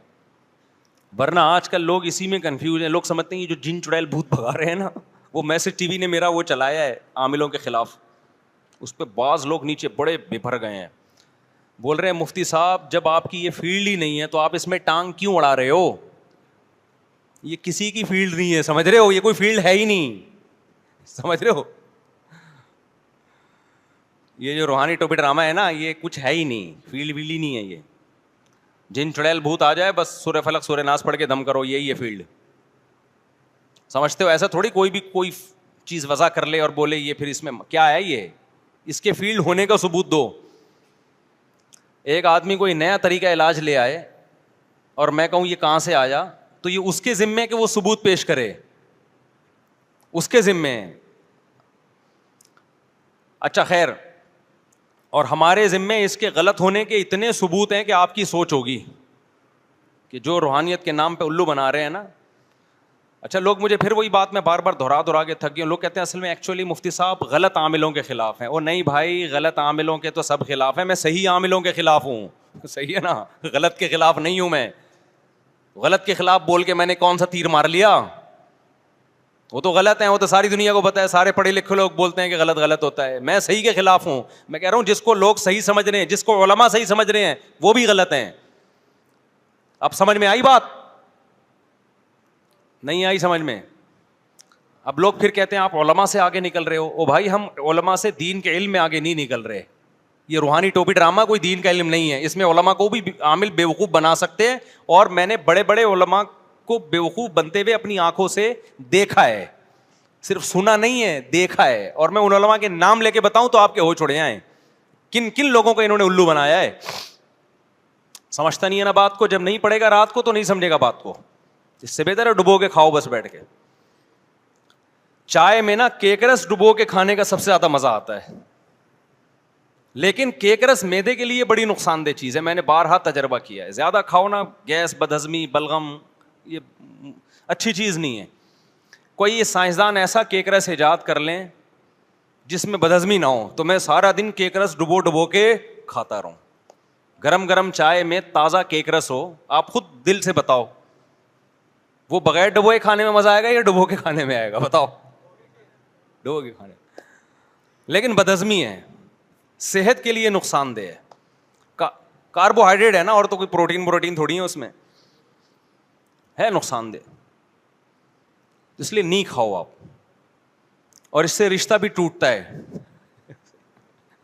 اب اس کو ڈبو کے کھانے کے مزے کے چکر میں رشتہ اس نے توڑ دیا. ابے تو رشتہ کر لیتا, پھر ساری زندگی ڈبو کے سسرال جب جاؤ نا رشتہ لینے کے لیے, پھر کوئی ایسی نازیبا حرکت مت کرو. میں بار بار بتاتا ہوں, بہت لوگ آتے ہیں میرے پاس, وہ تو ملتے رہتے ہیں, حضرت شادی نہیں ہو رہی, رشتہ نہیں ہو رہا. میں ان کو بار بار بتاتا ہوں کہ یار تمہیں تمیز نہیں ہے, تم رشتہ لینے کے لیے جب جاؤ ڈیٹول سے نہاؤ, سب سے پہلے تیزاب سے نہاؤ, کپڑے استری کرو, بڑے زبردست قسم کی خوشبوئیں لگاؤ, اور ایسے ایٹیٹیوڈ ہونا چاہیے, دانت تیزاب سے دھو, کیونکہ گٹکے پان کے نشانات, یہ پہلا امپریشن پڑتا ہے. اس کے بعد جاؤ اپنے بڑے تمیز سے وہ لا کے رکھیں چائے, تو چینی نہ ڈالو. بڑے لوگوں کو شوگر ہوتی ہے, ہمیشہ یاد رکھو. جتنے بھی عظیم لوگ ہیں سب شوگر کے مریض ہیں. بڑے لوگ ہیں نا, وہ نہیں چینی وینی کہتے ہیں, ایکچولی ہمیں ڈاکٹر نے منع کیا ہے. اس کا مطلب آپ ایک عظیم انسان ہیں. غریب آدمی ہے, اس کو ڈاکٹر منع ہی نہیں کرتا. وہ چینی کے چمچے بھر بھر کے ڈالتا رہتا ہے, اسے نقصان بھی نہیں ہوتا. 6 چمچ چینی ڈال رہا ہوگا اور پی رہا ہوگا, کوئی نقصان نہیں. اس کا مطلب غریب آدمی ہے. یہ کیا خیال ہے؟ غریب آدمی ہے نا یہ. مالداروں کو تو بھائی ایک ٹپکا بھی زیادہ ہو گیا نا, ایک دم ان کا نمک تھوڑا زیادہ ہوگا, بی پی ہائی ہو گیا ان کا. غریب آدمی کے یہ مسائل نہیں ہیں عام طور پہ, وہ چینی چمچے بھر بھر کے پی رہا ہوتا ہے. 6 کپ چائے میں نے غریبوں کو ایک ٹائم پہ پیتے ہوئے دیکھا ہے, مگے بھر بھر کے نا شیرے کے بنا بنا کے پی رہے ہوں گے. تو آپ نے کوئی ایسا عمل نہیں کرنا جس سے آپ دیکھنے میں کیا لگیں, غریب لگیں. تو آپ نے وہاں جا کے تمیز, یہ نہیں کہنا کہ مجھے شوگر ہے, لیکن ایٹیٹیوڈ ایسا ہونا چاہیے جو شوگر کے مریضوں کا ہوتا ہے. آپ کا رویہ ایسا ہونا چاہیے, اسٹائل ایسا ہونا چاہیے. اور دل تو آپ کا بہت چاہے گا کہ ایک رس رکھا ہوا ہے فوراً ڈبو کے کھاؤں, بالکل یہ حرکت نہیں کرنی. آپ بہت تھوڑا کھاتے ہیں. آپ کیا کرتے ہیں؟ بہت تھوڑا کھاتے. انڈا, وہ بھی صرف اس کی زردی تھوڑی سی نکال کے آپ نے کھا لی بس, تھوڑے سے پروٹین, اور وہ بھی پہلے ڈبے پہ چیک کر لیں کہ کتنی کیلوریز ہیں اس میں, کیونکہ غریب آدمی کیلوریز چیک نہیں کرتا. ٹھیک ہے نا. مالداروں کا ایک بڑا مسئلہ آج کل یہ بھی بن چکا ہے, کھانے سے پہلے کیلوریز چیک کی جاتی ہیں. ڈاکٹر نے, ایک صاحب نے مجھے بتایا, یہ میں ہوائی باتیں نہیں کر رہا ہوں, بڑے لوگوں کے ساتھ بھی میں بہت ملتا ہوں, تو کہتے ہیں ڈاکٹر نے ایکچولی ہمیں اتنی کیلوریز ایک دن میں ریکمینڈ کی ہے, تو ہم اس سے زیادہ. میں نے کہا ڈبے پہ کون بیٹھ کے کیلوریز گنتا رہے گا؟ میں اگر پراٹھے کی کیلوریز صبح چیک کرنا شروع کر دوں تو چیکنگ میں میری کیلوریز آدھی ہو جائیں گی, مجھے تو 2 کے بجائے 2.5 پراٹھے کھانے پڑیں گے پھر. تو خیر, تو وہ پھر چھاؤں میں ملیں گے تو کسی وقت بتاؤں گا, ٹھیک ہے نا. بہت ساری چیزیں ہوتی ہیں, اب یہ اوپنلی پھر وہ سب سمجھ جائیں گے, سسرالی بھی آپ کے سمجھ جائیں گے, ابے یہ مفتی صاحب سے سیکھ کے آیا ہے. تو وہ کبھی چھاؤں میں ملیں گے تو آپ کو بتاؤں گا, کیونکہ بہت سے لوگ رشتے لینے جاتے ہیں, ان کو ریجیکٹ ہی ہو رہا ہوتا ہے ان کا, وہ ٹیکنیکل کچھ غلطیاں کر رہے ہوتے ہیں. اور جاتے ہی نا ایک دم لٹو نہیں ہو جایا کرو, مجھے بہت پسند ہے, میں اس کے بغیر رہ نہیں سکتا. خوب سمجھ لو, کبھی کوئی تمہاری مجبوری کی بیس پہ اپنی بیٹی تمہیں نہیں دے گا. یہ دماغ سے کوئی بیوقوف نہیں ہے کہ وہ تم مجبور ہو تو اپنی بیٹی تمہیں پکڑا دی, تم مرے جا رہے ہو. وہ مرا جائے گا تو دے گا. وہ کام کرو جس سے وہ مرے آپ پہ, نہ کہ یہ شو کرو کہ میں مر رہا ہوں. وہ کہے گا مر جا, ہمیں کیا کرنا ہے تیرا, ہم نے اپنی بچی کا مستقبل دیکھنا ہے, تیرا عشق معاش کا تھوڑی دیکھنا ہے ہم نے. چھچوری حرکتیں کرتے ہیں جا کے, پھر بولتے ہیں شادی نہیں ہو رہی. خیر, اچھا خیر, ابھی کہاں سے وہ دوبارہ اس طرف آ جاؤں. تو غیرت کی بات میں کر رہا تھا, ٹھیک ہے نا. آج کل بہت سے لبرل قسم کے اسکالر ایسے ہیں کہ اسلام کے معاملے میں ان کی غیرت بولو ختم, لہذا وہ براڈ مائنڈیڈ بنے ہوئے ہیں. ادھر بھی لا جاؤ, اس کو بھی لے آؤ, ادھر بھی لے آؤ, اس کو بھی لے آؤ. او بھائی, ایک باؤنڈری ہے, خوب سمجھ لو. رسول اللہ صلی اللہ علیہ وسلم نے فرمایا, ایمان کی علامتوں میں آپ نے اس کو شامل کیا, الحب فی اللہ والبغض فی اللہ. اللہ کے لیے محبت اور اللہ ہی کے لیے نفرت بھی ہے. دیکھو اپنی کنٹری سے لوگ محبت کرتے ہیں کہ نہیں کرتے؟ کرنی چاہیے. لیکن آپ کی کنٹری کی کسی کنٹری سے دشمنی ہو گئی اور آپ کا کنٹری کہہ رہا ہے اٹیک کرو اس کے اوپر, یہ ہمارے لیے نقصان دہ ہیں. آرمی کو کہہ رہا ہے, آرمی کہہ رہی ہے نہیں, ہم کیا ہیں, محبت, ہم سب انسانوں سے محبت کرتے ہیں. تو کنٹری کا سربراہ کیا کہے گا؟ بھائی اگر آپ اپنے ملک سے محبت کرتے ہو, اس محبت میں جب دوسرے ملک سے لڑائی ہو رہی ہے تو ملک سے محبت کا تقاضا یہ ہے کہ اپنے سے محبت کے ساتھ دشمن ہے اس سے کیا کرو, نفرت کرو اس سے. وہاں یہ لبرل لوگوں کو یہ فلسفہ سمجھ میں نہیں آئے گا کہ سب سے محبت. محبوب سے محبت اس وقت تک کامل نہیں ہوتی جب تک محبوب کے دشمنوں سے نفرت کا عنصر نہ آ جائے. سمجھتا ہے کہ نہیں سمجھتا ہے؟ ہم یہ نہیں کہہ رہے کہ قادیانیوں کو مارنا پیٹنا شروع کر دو, ہم اس کے قائل نہیں ہیں. ہم کہہ رہے ہیں ایک باؤنڈری ہے اسلام میں اور قادیانیت میں, اس باؤنڈری کو کراس مت کرو. ہم قادیانیوں کو اسلامی شاعر کا استعمال نہیں کرنے دیں گے. یہ ہمارے مذہب کی چیزیں ہیں, اس سے اسلام اور قادیانیت آپس میں مکس ہو رہے ہیں, کنفیوژن ہو رہی ہے لوگوں کو. میں وہ غیرت کی مثال دے رہا تھا کہ آپ براڈ مائنڈیڈ بن رہے ہیں کہ جی سب سے اچھے اخلاق. آپ کا ایک دوست ہے, آپ اس سے بہت اچھے اخلاق سے ملتے ہیں, جب بھی گھر آتا ہے آپ اس کو کیکرس چائے میں ڈبو کے اپنے ہاتھوں سے کھلاتے ہیں. آپ اس کو, اس سے ایک دن کپ ٹوٹ گیا چائے کا, آپ نے کہا کوئی بات نہیں یار, دوست ہو یار, قیمتی کپ تھا, یادگار تھا, جہیز میں ملا تھا, کوئی مسئلہ نہیں, کوئی بات نہیں, دوستی نبھانی ہے, اچھی بات ہے, ہونا ایسے چاہیے انسان. ایک دن اس نے سخت الفاظ آپ کو کہہ دیے لڑائی جھگڑے میں, آپ نے دوستی یاری کی خاطر کیا کر لیا, برداشت کر لیا. آپ نے کہا یار کوئی بات نہیں, دوست ہے, ہو جاتا ہے یار اونچ نیچ. اس طرح کے معاملات آپ کے اس کے ساتھ چل رہے ہیں. اس کو پیسوں کی ضرورت تھی, آپ نے پیسے پکڑا دیے. ایک دن آپ نے دیکھا کہ وہ آپ کی بیگم کی طرف کچھ ضرورت سے زیادہ دیکھتا ہے, آپ کی بیگم کی طرف کچھ ضرورت سے, بولو, آپ نے تعویل کر لی کہ یار بہن سمجھ کے دیکھ رہا ہوگا. آپ نے براڈ مائنڈیڈ تھے نا, آپ براڈ مائنڈیڈ, آپ نے کہا یار بھابی کو دیکھ رہا ہے, ہو سکتا ہے اس کو کہیں سن لیا ہو کہ بھابی کو دیکھنے میں حج عمرے کا ثواب ملتا ہے, شاید کہیں پڑھ لیا ہو اس نے کسی کتاب میں. اسکالرس تو آج کل آ رہے ہیں نا مارکیٹ میں ہر طرح کے, تعویلات تعویلات تعویلات تعویلات. ایک دن آپ نے دیکھا کہ یہ تو بھابی کو لائن مار رہا ہے, میسج پڑھ لیے. اب بھی آپ براڈ مائنڈیڈ بن رہے ہیں کہ نہیں یار تم آیا کرو. ایکچولی انسان کو چاہیے ایٹیٹیوڈ ایسا ہونا چاہیے جس سے سامنے والے کو پتہ چلے کہ میں غلط ہوں, تو میں تمہیں محبت سے سمجھاؤں گا. اسلام میں سختی بالکل بھی, بولو, نہیں. یہ آپ نے ڈائلاگ شروع کر دیے. میرا دوست ہے, غلطی ہے, غلط نظروں سے دیکھ رہا ہے, لائن مار رہا ہے, اور پتہ نہیں کیا کیا کر رہا ہوگا, لیکن اسلام میں سختی نہیں ہے بالکل. اسلام ایک وسیع مذہب ہے. اسلام ایکچولی یہ چاہتا ہے کہ محبت سے بات کرو. تو اے میرے دوست, میں تجھے محبت سے سمجھاتا ہوں کہ یہ کام غلط ہے, باقی تیری مرضی بھائی.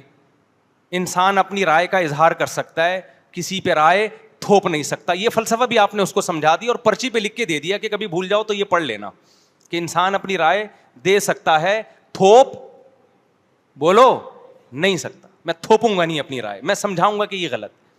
پھر بھی اگر تمہارا غلط تعلقات ہیں تو بھائی اب اسلام میں اتنی سختی نہیں ہے, میں سمجھا سکتا ہوں, رائے مسلط نہیں کر سکتا. غیرت مند بیٹھا ہوگا کہے گا تیرے سے زیادہ غیرت لیس آدمی دنیا میں نے دیکھا نہیں ہے. یہی مذہبی اسکالر بہت سارے, سب کی بات نہیں کر رہا, لبرل قسم کے, اسلام کے ساتھ کر رہے ہیں. یہی کام کس کے ساتھ کر رہے ہیں, اسلام کے ساتھ کر رہے ہیں. یہ غیرت کا مسئلہ ہے بھائی. ایک شخص جو مسلم نہیں ہے, جس نے ایک جھوٹے نبی کو پیغمبر کے کھاتے میں ڈال دیا, ہم اس کو زندہ چھوڑ دیں, یہ ہمارا ظرف ہے, یہ ہم نے برداشت کر لیا, یہ ہمارا ظرف ہے, ہم دنیا میں بدامنی نہیں پھیلانا چاہتے. آپ اب یہ کہہ رہے ہیں کہ وہ بقرعید پہ جانور بھی کاٹے, حج بھی کرے, عمرے کی بھی اجازت ملے اس کو, وہ عبادت گاہیں بنائے, اس کا نام مسجد رکھے, وہ اذانیں دیں, پتہ ہی نہ چلے کہ ان میں سچے نبی کا ماننے والا کون ہے, جھوٹے نبی کا ماننے والا کون ہے, یہ فرق ہی ختم ہو جائے, اور ہم پیغمبر سے عشق اور محبت کے دعوے بھی کریں. خدا کی قسم ایسا مسلمان قیامت کے دن محمد صلی اللہ علیہ وسلم کو منہ دکھانے کے قابل نہیں ہوگا.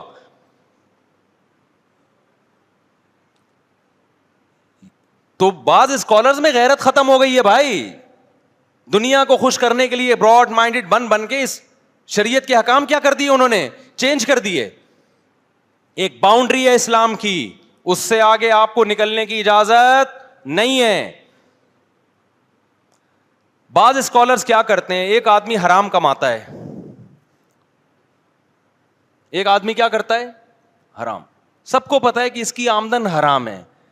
حرام جیسے اس کے حلق میں اتارنا حرام ہے, آپ کے حلق میں وہ نوالا بھی کیا ہے, حرام. آپ اس کا دل خوش کرنے کے لیے اس کے ہاتھ سے کھانا شروع کر دیتے ہیں.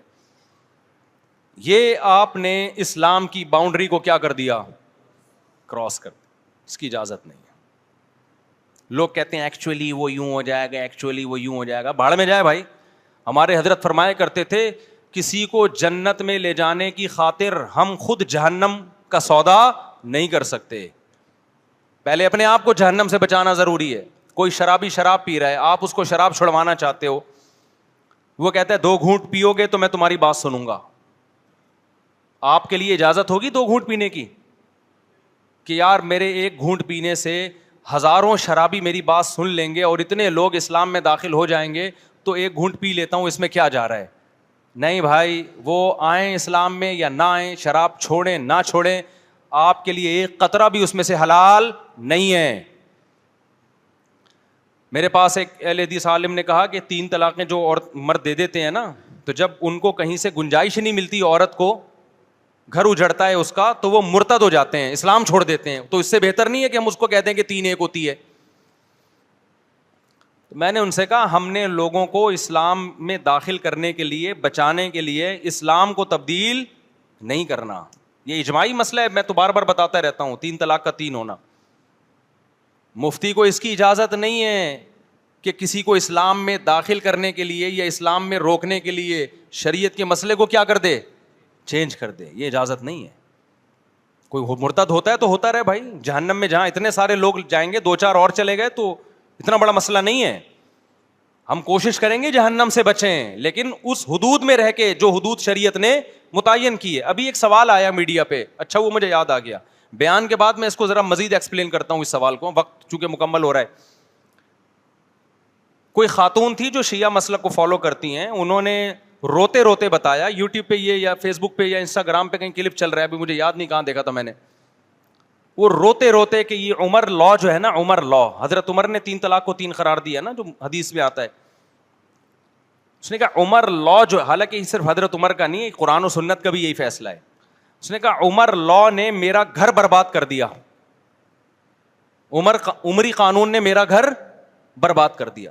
شیعہ لوگ 3 طلاق کو 3 نہیں مانتے, وہ بھی ایک ہی کہتے ہیں, اور بعض کہتے ہیں ایک بھی نہیں ہوتی, دونوں مسلک ہیں ان میں. اس نے کہا عمری قانون نے میرا گھر کیا کر دیا. وہ خاتون سنی تھی, بعد میں شاید شیعہ ہو گئیں, تو وہ روتے روتے بتا رہی ہیں کہ مجھے حلالے پر مجبور کیا, کسی اور کے بستر کی بہت سی عورتیں زینت بنتی ہیں عمری قانون کی وجہ سے, اور پھر اس سے طلاقیں لے کے پہلے شوہر کے پاس جاتی ہیں. یہ عمری قانون ہے جو عورتوں کا زندگی تباہ و برباد کر رہا ہے, اور کتنا اچھا قانون ہے کہ 3 دے دیں تو پھر بھی رجوع کا حق ہے. میں نے اپنے بھانجے کو کلپ بھیجا, میں نے کہا مجھے دلانا, میں جمعے میں اس پہ بات کروں گا تھوڑی سی. ایک تو عمر کا قانون قرآن و سنت کے قانون سے ہٹ کے نہیں ہے, یہ سیدھا سیدھا اسلام پہ اعتراض ہو رہا ہے کہ اسلام نے گویا عورت کو مجبور کر دیا کہ گھر, اس مرد نے غصے میں 3 طلاقیں نکال دیں, اب وہ عورت کسی اور کے بستر کی زینت بن رہی ہے, اور یہ بے غیرتی والا کام ہو رہا ہے, اور پھر واپس آئی تو سزا کس کو مل رہی ہے, عورت کو مل رہی ہے. میں نے کہا یار اس کو ہو سکے نا کمنٹس کر دو کہ اسلام نے تجھے مجبور کیا کہ کسی اور مرد کے بستر سے ہو کے تو واپس آ. بولو بھائی, اسلام نے صرف اتنا کہا ہے کہ جس مرد نے غصے میں 3 طلاقیں نکال دیں وہ پرلے درجے کا احمق اور پرلے درجے کا بے وقوف ہے. آج اس نے غصے میں طلاقیں نکالی ہیں, کل غصے میں بندوق بھی چلا سکتا تھا, کل غصے میں 3 چاقو بھی مار سکتا تھا. اس گدھے کو اپنے غصے پہ کنٹرول نہیں ہے, لہذا عورت اس کے ساتھ نہیں رہ سکتی. تو دفع ہو جاؤ نا, کیوں رکھا ہوا ہے اس کو اپنے ساتھ سنبھال کے. سمجھ میں آ رہی ہے بات, کیوں جا رہی ہو حلالے کر کے اس کے پاس واپس. اسلام نے تو دروازہ بند کیا, وہ تو ایک آپشن دیا ہے کہ اگر عدت کے بعد کسی اور مرد سے نکاح ہو جائے, اس سے بھی نہ بنے تمہاری, تو اس کا مطلب تمہاری کسی سے بن نہیں رہی ہے. اب دوبارہ اس پہلے شوہر کے پاس جاؤ گی تو 20 دفعہ سوچ سمجھ کے جاؤ گی کہ بھائی غلطی کس کی تھی, میں نے غصے پہ مجبور کیا تھا اس کو. اور پھر بھی اسلام نہیں کہتا کہ جاؤ, اسلام کہتا ہے مت جاؤ, کہیں اور شادی کرو یا اسی کے ساتھ رہو. خود آپ حلالے کر کر کے واپس پلٹ رہی ہو, اور بدنام کس کو کر رہی ہو, اسلام کو. گھر تباہ ہو گیا, زندگی کیوں تباہ ہو گیا بھائی, مرد دنیا میں مر گئے کیا, ختم ہو گئے کیا. نہیں ہے بات سمجھ میں, یہ ایک ہی مرد دنیا میں آپ سے شادی کے لیے پیدا ہوا تھا, طلاق ہو گئی ہے, عدت گزارو, کہیں اور شادی کرو, کہتے بچے رول جائیں گے. دنیا میں مسلمانوں میں طلاق کا ریشو کم ہے, غیر مسلموں میں بہت زیادہ ہے, اور صحابہ میں بھی آج کی نسبت زیادہ تھا طلاق کا ریشو. بچے رولتے نہیں تھے, بچے جو رول رہے ہیں وہ طلاق کی وجہ سے نہیں, وہ اس وجہ سے رول رہے ہیں کہ آپ آدھا قانون اسلام کا لے رہے ہو اور آدھا ہندوؤں سے لے رہے ہو یا انگریزوں سے لے رہے ہو. اسلام کہتا ہے میاں بیوی میں جب علیحدگی ہو جائے, لا تضار والدۃ بولدہا ولا مولود لہ بولدی, طلاق کے بعد بچے کی وجہ سے نہ باپ کو نقصان پہنچایا جائے نہ ماں کو نقصان پہنچایا جائے. ایک لگا بندہ قانون بنا دیا, بچے دونوں مل کے پالیں, اس میں کیا جا رہا ہے. پھر بھی طلاق اچھی چیز نہیں ہے, لیکن اس کو یہ کہنا کہ عورت کا بیڑا غرق کر دیا, بیڑا تو مرد کا غرق ہوا ہے اس میں. وہ جب غصے میں 3 طلاقیں نکالے گا تو سر تو وہ پیٹے گا کہ میں نے اپنے ہاتھ سے اپنی اچھی بیوی کو میں محروم ہو گیا ہوں اس سے. اور جب محلے پڑوس میں پتہ چلے گا اس نے غصے میں 3 نکالی ہیں اور اس کا یہ حشر ہوا ہے کہ واپسی کا آپشن بند, تو 100 دفعہ آدمی طلاق کا لفظ نکالتے ہوئے سوچے گا کہ نہیں سوچے گا؟ اب جب سے اہل حدیثوں نے 3 طلاق کو 1 کہنا شروع کیا ہے, طلاق کا ریشو کم ہونے کے بجائے بڑھ گیا. اب تو لوگ کہتے ہیں کوئی بات نہیں, حرام کر لو بیوی اپنے اوپر, حلال کرنے والے مارکیٹ میں ہول سیل کے حساب سے موجود ہیں. اب کھیل تماشا بنا لیا لوگوں نے, ادھر دھڑ دھڑ دھڑ دھڑ طلاقیں دے رہے ہیں, ادھر کیا کر رہے ہیں, فتوی لا کے رکھا ہوا ہے, مذاق بنایا طلاق کو.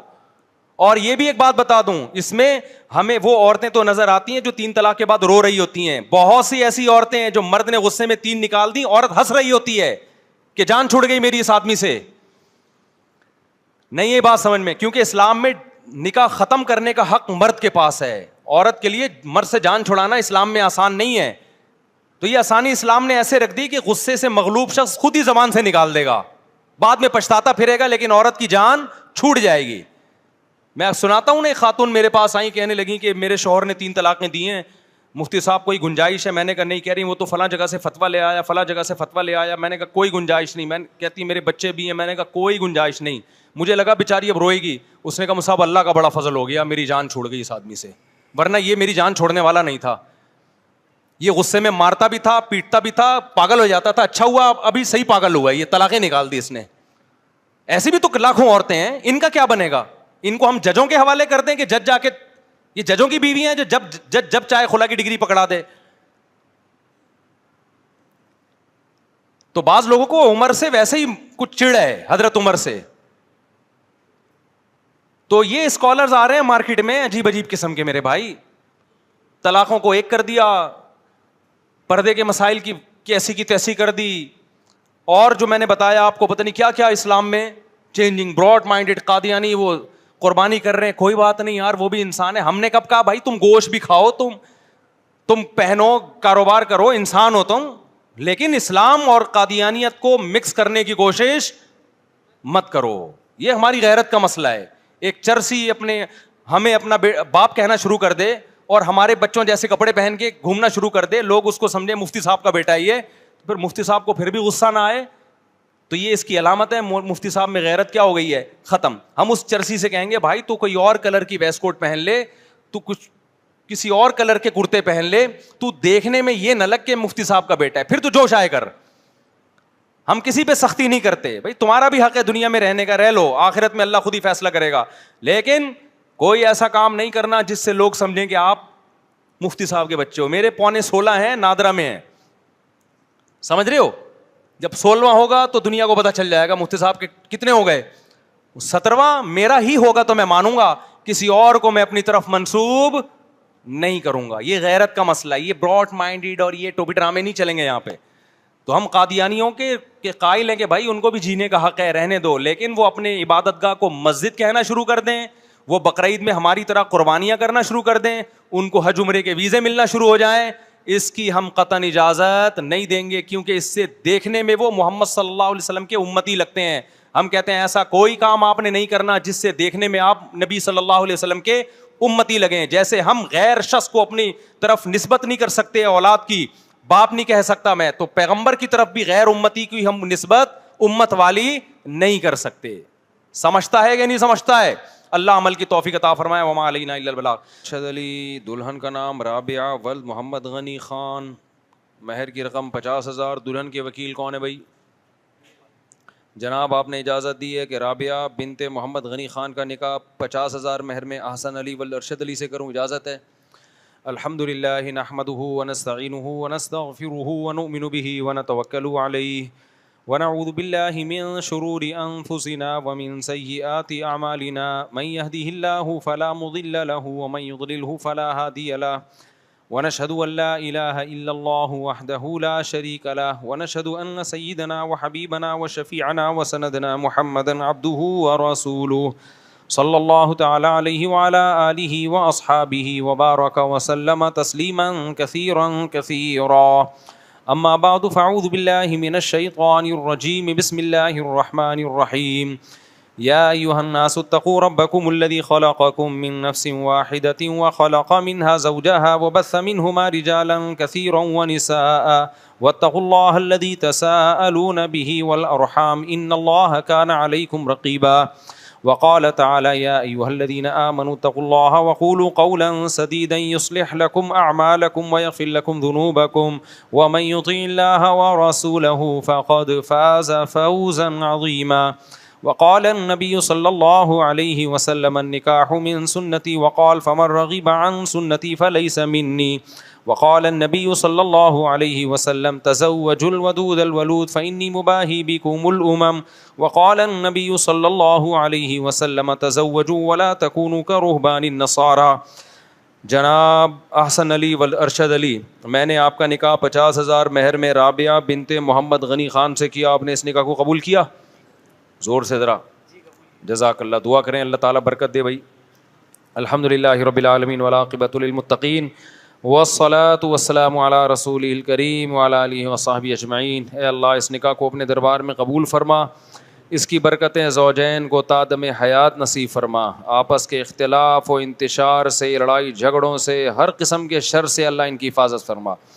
اے اللہ اس نکاح کو دونوں کے خاندانوں میں جوڑ کا ذریعہ بنا، محبت الفت کا ذریعہ بنا. جس کی جو جائز مراد ہو اللہ اس کی مراد کو پورا فرما. ربنا آتنا فی الدنیا حسنۃ وفی الآخرۃ حسنۃ وقنا عذاب النار. صلی اللہ تعالی علی خیر خلقہ محمد وعلی آلہ وصحبہ اجمعین برحمتک یا ارحم الراحمین. اللہ تعالیٰ آپ کو بہت بہت مبارک کرے. ایک سیلفی لے لے جلدی سے، شاباش، جلدی سے جلدی سے. دولہا کے ساتھ سیلفی لینا بڑی سعادت کی بات ہے.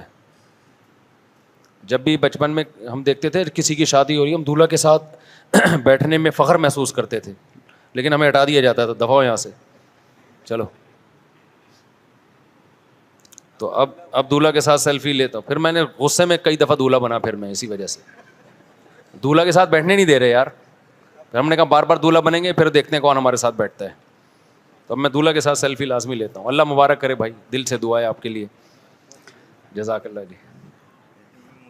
جی اللہ مبارک کرے. جزاک اللہ جی.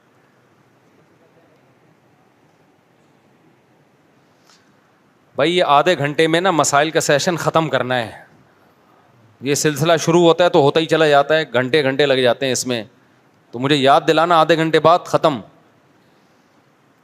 بول بول کے نا گلا بیٹھ جاتا ہے، پھر بہت تھکاوٹ ہوتی ہے. تو اس کو آدھے گھنٹے میں فنش. مجھے میرے دوست نے بولا کہ جس طرح سگریٹ حلال ہے اس طرح چرس بھی حلال ہے. چرسی ہے تو چرسیوں والی باتیں ہی کرے گا. چرس حلال نہیں ہے، اور سگریٹ بھی کوئی حلال طیب نہیں ہے، مکروہ ناپسندیدہ چیز ہے. کوئی ایسی چیز نہیں ہے کہ اس کو آپ حلال کا لیبل لگا کے پینا شروع کر دیں. ناپسندیدہ ہے، مکروہ ہے، کیونکہ صحت کے لیے انتہائی نقصان دہ ہے. باقی چرس تو بالکل ناجائز ہے. مفتی صاحب میں عبداللہ شاہ غازی کے مزار پر گیا، کہتے ہیں نشان عبرت کے لیے، اور قبروں پر سجدہ اور طواف کر رہے تھے لوگ. آپ ایسا پیغام دیو تاکہ لوگ شرک سے بچ جائے اور حکومت ایکشن لے. سلطان احمد، حکومت کے مزے لگے ہوئے ہیں بھائی، وہاں سے پیسہ کما رہی ہے گورنمنٹ. مزاروں پہ چندے باکس رکھے ہوئے ہوتے ہیں، گورنمنٹ نوٹ چھاپ رہی ہوتی ہے. حکومت کیوں یہ کام کرے گی؟ ان کے منہ کو لگ گئی ہے حرام کی کمائی. تو جو بھی جن کے کنٹرول میں بھی مزار ہوتے ہیں نا، سجدے کر رہے ہیں لوگ، جہنم کا سامان کر رہے ہیں اپنے لیے. ہاں طواف کرو، سجدے کرو، جاؤ آگ میں جاؤ، اللہ اٹھا کے پھینک دے گا آگ میں. خوب سمجھ لو. ان المساجد للہ فلا تدعوا مع اللہ احدا. اللہ کہتا ہے سجدہ گاہیں صرف کس کے لیے ہیں؟ اللہ کے لیے. کسی کو پکارنا بھی نہیں ہے. طواف صرف بیت اللہ میں ہو سکتا ہے، اللہ کے گھر میں. کسی مزار کا طواف کرنا، سجدے کرنا اور مزاروں پہ جانا، میلے ٹھیلے، یہ سب ناجائز ہے، حرام ہے. سمجھتے ہو؟ اور عبرت کے لیے اہل اللہ کی قبروں پہ جایا جا سکتا ہے زیارت کے لیے، لیکن آج کل جو کچھ قبروں پہ ہو رہا ہے تو وہاں کہاں سے جانا جائز ہوگا بھائی؟ وہ تو آپ ان کی برائی میں ان کی تائید کر رہے ہیں جا کے. سمجھتے ہو گے نہیں سمجھتے؟ شیطان جو ہے نا نے قسم اٹھائی تھی کہ اے اللہ میں ان کو جنت میں نہیں جانے دوں گا. تو شیطان اپنا کام کر رہا ہے، ایسے ایسے کام کرواتا ہے عقیدت محبت میں کہ آپ سمجھتے ہو کہ اللہ ہمارے اس عمل سے خوش ہو رہا ہے، حالانکہ اللہ ناراض ہو رہا ہوتا ہے. سعودی عرب میں کوئی مزار دیکھا آپ لوگوں نے؟ دبئی میں دیکھا؟ یو اے ای میں دیکھا؟ پورے یو اے ای میں، دبئی، ابو ظہبی، شارجہ کہیں بھی نہیں ہے. تو یہ بدعت یہ کہ ہندوؤں سے, ہندو چونکہ وہ بت پرست ہیں تو ہم لے کا بت تو بنا نہیں سکتے تو مزار بنا کے پھر انہیں کو سجدہ شروع کر دو. تو یہ آیا سارا وہیں سے ہم لوگوں کے یہاں.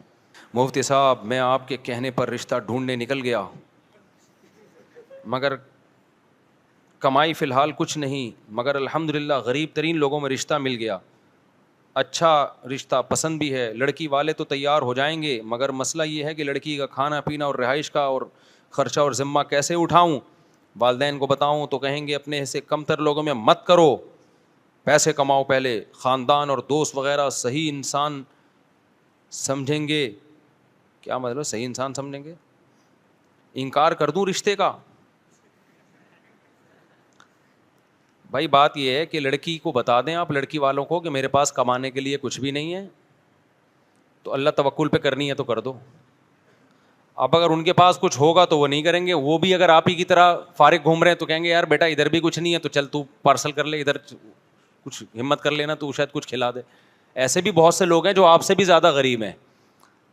لوگ کہتے ہیں نا بیوی کو کھلائیں گے کہاں سے, بھائی ایسی جگہ شادی کرو جس کے باپ کی 6 بیٹیاں ہیں, اس کے پاس 6 کو کھلانے کا پیسہ نہیں ہے, تو آپ اس کی ایک بیٹی کی ذمہ داری اٹھا لو گے, اس کی ذمہ داری کم ہو جائے گی اور آپ کی ٹینشن اتنی نہیں ہوگی جتنی اس کی ٹینشن ہے. تو یہ کام آپ کر لو. لڑکی والے اس کے پابند نہیں ہے کہ وہ غریب کو اپنی بیٹی دیں, خوب سمجھ لو. ان کو چاہیے اپنا اسٹیٹس دیکھ کے شادی کریں. وہ لڑکی نے باپ کے گھر میں سونے کے نوالے کھائے ہیں تو وہ سسرال میں کیسے ایڈجسٹ ہوگی پاپے کھا کے؟ تو وہ تو باپ اور تو اپنی بیٹی کے لیے اچھے سے اچھا ہی دیکھے گا. آپ نے کیا کرنا ہے, اپنے سے کمتر تلاش کرنے ہیں. سمجھتے ہو گے نہیں سمجھتے؟ لیکن ایسے کمتر نہ ہو کہ آپ کی ان کی طرف اٹریکشن ہی نہ ہو. اٹریکشن نہیں ہوگی تو بیوی کو محبت نہیں دو گے نا. بعض دفعہ اٹریکشن ہوتی ہے لیکن مالی لحاظ سے وہ بہت کمتر ہوتے ہیں, تو یہ زبردست رشتہ ہو جاتا ہے کہ یار اٹریکشن بھی ہے اور اس کے مالی خرچے بھی میرے ذمے زیادہ نہیں ہے, کیونکہ باپ کے ہاں یہ ویسے ہی گزارا کر رہی ہے غربت میں, تو چلو ادھر آ جاؤ. ایسے شادیاں صحابہ کے دور میں ہوئی ہیں. تو ایسے صورت میں آپ نے کیا کرنا ہے کہ بھائی لڑکی کے ابا کو بولنا ہے آپ 10,000 میں 6 بیٹیاں پال رہے ہو, میں 5,000 کماتا ہوں تو میں ایک کو پال لوں گا, تو پارسل کر لو, ادھر بھیج دو, یہاں سے اچھا ہی کچھ ہو جائے گا. اس کے بعد ہاتھ پاؤں چلاؤ, تلاش کرو روزی, اللہ انشاءاللہ برکت دے گا. ایک عرب عالم کا ایک قول پڑا بڑا زبردست کہ جو خدا کسی عورت کو اس کے باپ کے گھر میں کھلا سکتا ہے وہ شوہر کے گھر میں کیوں نہیں کھلا سکتا؟ جبکہ باپ کو اسلام نے حکم دیا بالغ ہو کے بیٹی کو رخصت کرو, شوہر کو حکم دیا کسی کی بیٹی سے شادی کرو, داماد کو حکم دیا. تو آپ اللہ کے حکم پہ یہ کام کر رہے ہو تو اللہ کیسے آپ کو لوارث چھوڑ دے گا میرے بھائی؟ تو اس لیے کر لو.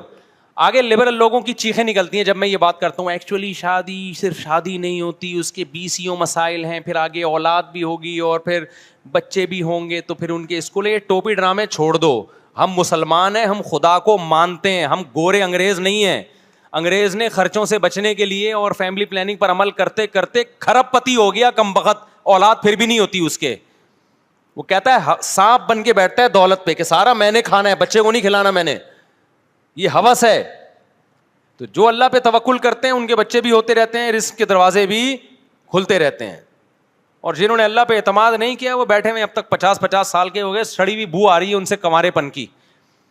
کنوارے کی نا ایک بو ہوتی ہے جو شادی شدہ ہی محسوس کر سکتا ہے, جب اس کے پاس بیٹھو تو وہ بو آنا شروع ہوتی ہے, گندگی کی بو ہوتی ہے اس میں سے, کیونکہ اس کے چہرے پہ رونق نہیں ہوتی, اس کی ڈیزائرز کچل رہا ہوتا ہے, وہ گند یا تو طوائف خانوں میں جا رہا ہوگا یا فوج فلمیں دیکھ کے اپنی ڈھڑک پوری کر رہا ہوگا, اور نہ اس کا گھر ہوتا ہے. اچھا وہ اخلاق بھی اچھے نہیں ہوتے کیونکہ بہت سی برائیاں باپ چھوڑتا ہے اپنی اولاد کی وجہ سے.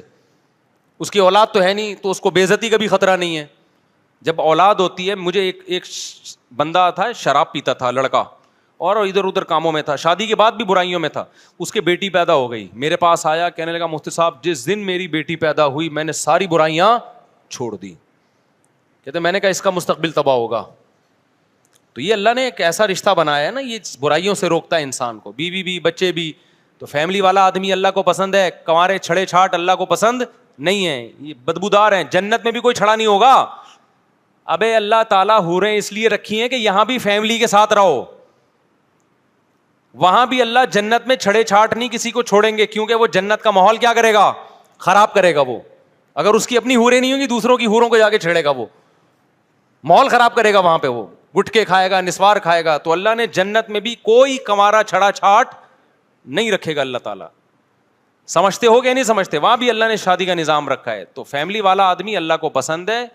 باقی پیسے نہیں ہیں تو اللہ پہ توکل کرو, اعتماد کرو, اپنے سے غریب لڑکی تلاش کرو.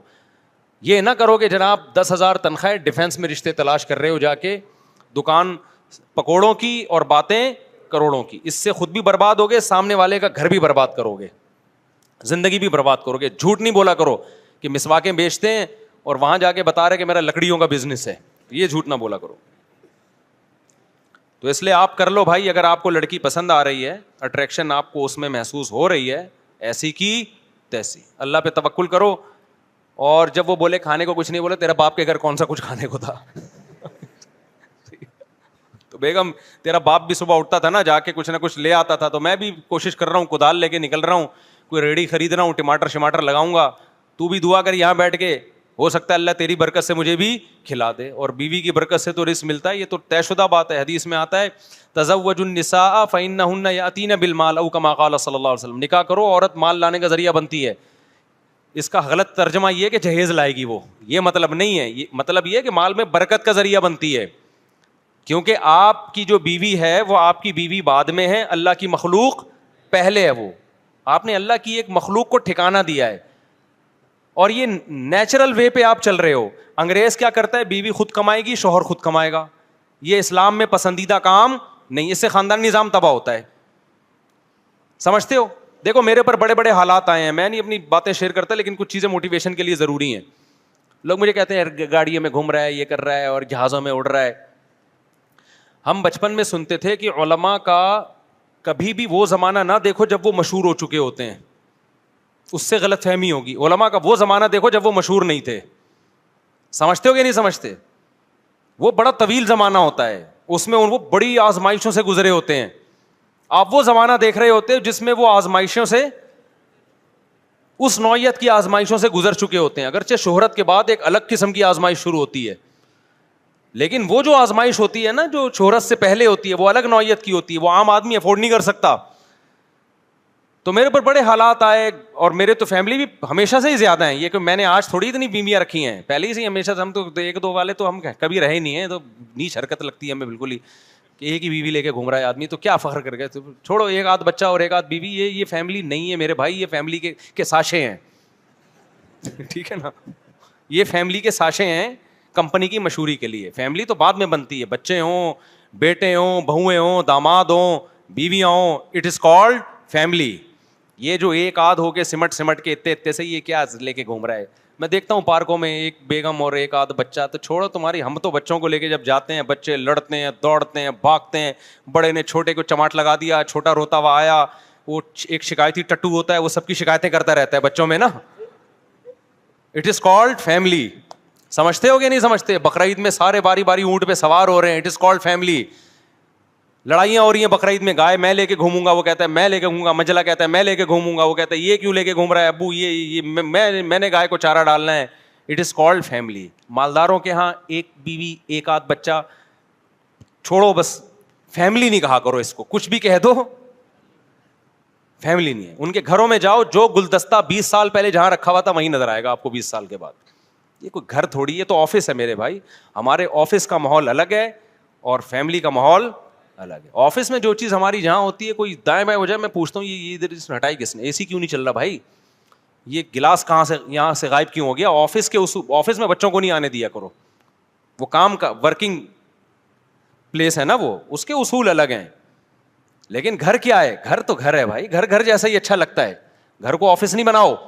سمجھتا نہیں ہے نا بات کو, آفس کو آفس رہنے دو, اس میں ہر چیز تمیز سے, سلیقے سے, خاموشی ہونی چاہیے. اس گھر میں یہ چیزیں نہیں چلتی. گھر میں بچے ہوں, لڑائیاں ہوں, جھگڑے ہوں, بچے شکایتی ٹٹو بن کے آپ کو شکایتیں کر رہے ہوں, ابو اس نے مارا. ہم لوگ کیا کرتے تھے, دیکھو ہم لوگ بھی ماشاءاللہ کافی بہن بھائی تھے نا, تو ہم نے بھی لائف کو بڑا انجوائے کیا اپنے گھر میں.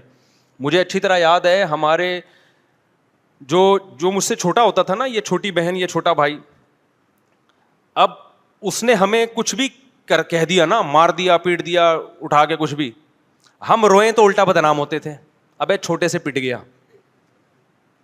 اور اگر ہم نے جواب میں چھوٹے کو تھوڑا سا کوٹ دیا, چھوٹوں کی ایک شرارت ہوتی ہے, وہ اتنی ان کو تکلیف نہیں ہوتی, وہ چیختے بہت ہیں ماں باپ کی ہمدردیاں لینے کے لیے.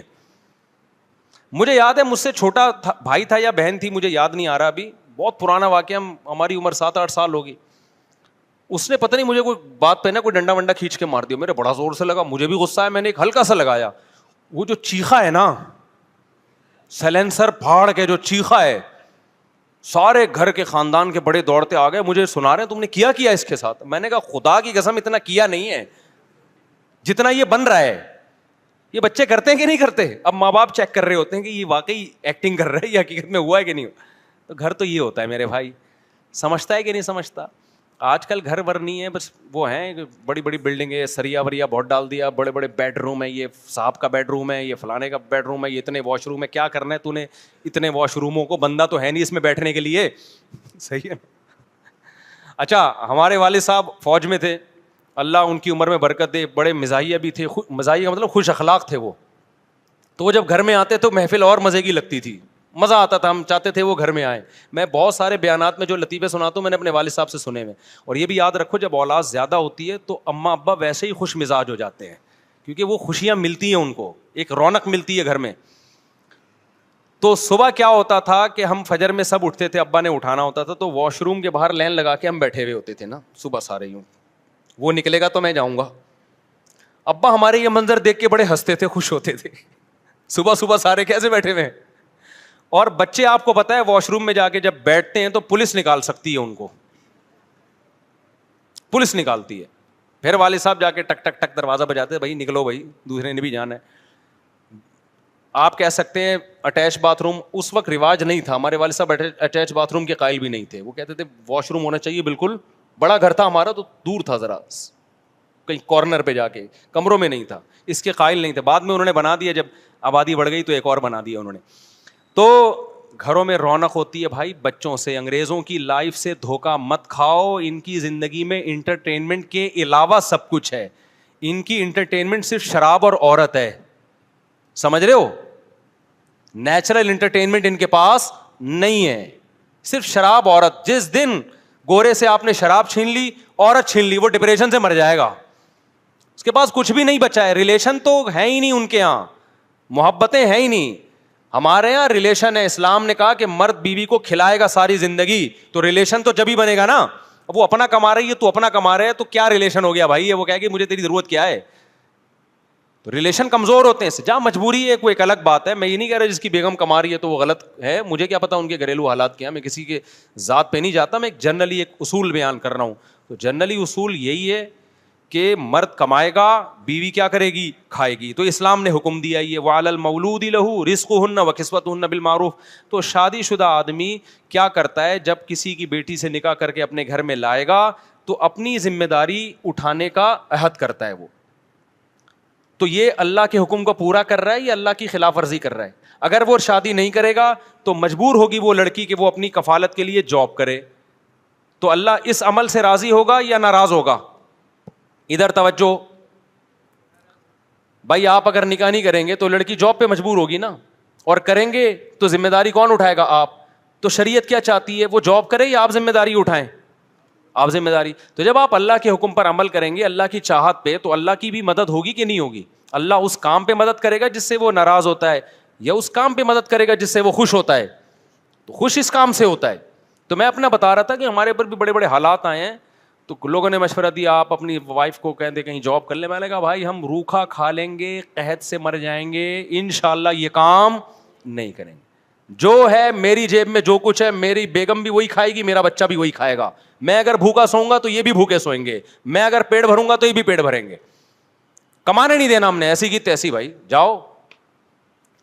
نہیں آئی بات؟ لوگ کہتے ہیں ایکچولی گزارا نہیں ہوتا. ایکچولی ہمارا تو ہو گیا بھائی گزارا. آپ کہہ سکتے ہو اب ہو رہا ہے نا, او بھائی ہمارا ماضی اٹھا کے دیکھو, ٹھیک ہے نا, اس وقت بھی ہو رہا تھا, اب بھی ہو رہا ہے. جب وسائل ہوتے ہیں تو بھی ہو رہا ہے, وسائل نہیں تھے تو بھی ہو رہا تھا. بچے بھی اسپیڈ سے بڑے ہو رہے ہیں, اور ہمیں تو بچے اتنے اچھے لگتے ہیں, ہمارا دل ہی نہیں چاہتا کہ یہ بڑے ہوں. کیا خیال ہے بھائی؟ بڑے ہو کے پتہ نہیں کیا نکلے ہوئے یار, وہ فرما بردار نکلے. نوح علیہ السلام کا بیٹا نافرمان نکلا تھا, تو ہم کس کھیت کی مولی ہیں؟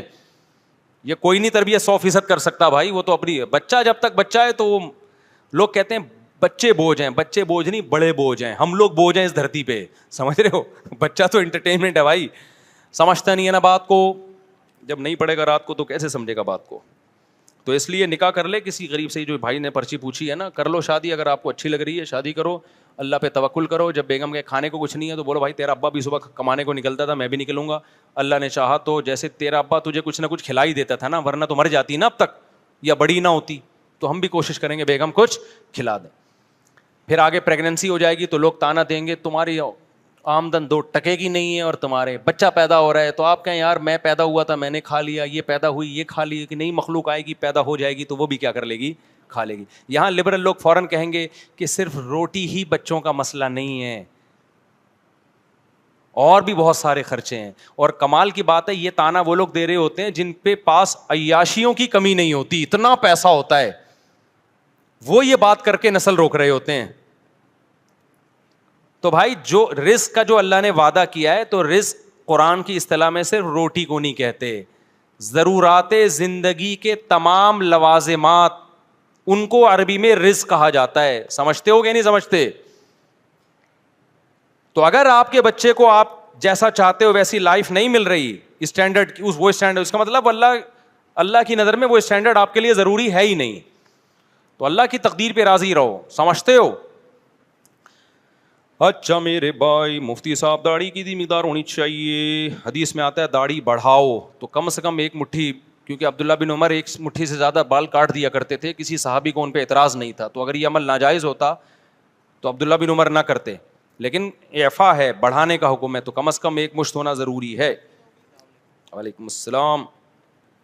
مفتی صاحب مزار تو امام حسن امام حسین اور حضور صلی اللہ علیہ وسلم کا بھی ہے, اسلام میں مزار بنانا ناپسند ہے؟ ناپسند ہے, بالکل جائز نہیں ہے. دیکھو نبی صلی اللہ علیہ وسلم کا مزار نہیں ہے. ہوا یہ تھا کہ جب سعودی عرب میں حکومت سعودیہ کا غلبہ ہوا تو انہوں نے جتنی بھی قبریں تھیں جو خلاف شریعت بنی ہوئی تھیں وہ ڈھا کے برابر کر دی, سنت کے مطابق کر دی. نبی صلی اللہ علیہ وسلم کی قبر کے بارے میں پھر مشورہ ہوا تو بہت ساری دنیا سے علماء گئے. یہاں سے مولانا شبیر احمد عثمانی رحمۃ اللہ علیہ تھے, ان کو حکومت سعودیہ نے بلایا تو انہوں نے وہاں عربی میں تقریر کی. انہوں نے کہا کہ ایک ہے قبر پہ مزار بنانا, ایک ہے پہلے سے ایک عمارت بنی ہوئی ہو اس کے اندر قبر بنانا. تو رسول اللہ صلی اللہ علیہ وسلم کا جو حجرہ مبارک ہے حضرت عائشہ کا, وہ پہلے سے موجود تھا, اس کے اندر قبر مبارک بنائی گئی ہے. اور قبر کے گرد تو اتنی سیسا پلائی ہوئی دیواریں ہیں کہ اس کے اندر تو کچھ ہو ہی نہیں سکتا, وہاں تو کوئی جا ہی نہیں سکتا, کیونکہ حفاظت کی نا اس کی. کوئی نبی صلی اللہ علیہ وسلم کے جسد اثر کی کوئی توہین نہ کر لے کہیں سرنگ وغیرہ بنا کے, کیونکہ ایسی کوششیں ہوئی ہیں. تو اب وہاں تو کوئی جا ہی نہیں سکتا, تو باہر ہے یہ سب کچھ جو بھی ہے. اور اس کی حفاظت کے لیے پہلے عمر بن عبدالعزیز نے 4 دیواری بنائی, 6 دیواری بنائی, تاکہ 4 دیواری اس لیے کہ بیت اللہ سے مشابہت نہ ہو اور کئی لوگ طواف نہ شروع کریں, تو 6 کونے والی دیوار بنائی عبداللہ بن عمر نے حفاظت کے لیے, تاکہ کوئی اندر جا ہی نہ سکے. پھر بعد میں سیسا پلائی ہوئی دیواریں, تو وہ قبر تو اتنی پیک ہو چکی ہے اس پہ تو مزار بنانا یا نہ بنانا یا کچھ ممکن ہی نہیں ہے. تو یہ سب باہر ہے. اور مسجد نبوی پہلے سے ایک یہ تو توسیع ہوتی چلی گئی نا مسجد نبوی کی, تو وہ مسجد نبوی کے اندر آ گئی ہے قبر, تو اس لیے وہ دیکھنے میں ایسا لگتا ہے کہ مزار ہے, حقیقت میں وہ مزار نہیں ہے. اور نبی صلی اللہ علیہ وسلم کی صحیح حدیث ہے کہ میری قبر کو عیدگاہ مت بناؤ. آپ نے فرمایا اللہ یہود و نصارہ پہ لعنت کرے, وہ اپنے پیغمبروں کی قبروں کو عیدگاہ بناتے ہیں, سجدہ گاہ بناتے ہیں. تبھی پیغمبر صلی اللہ علیہ وسلم کی قبر پہ میلہ ٹھیلا نہیں ہوتا جو مزاروں پہ ہوتا ہے.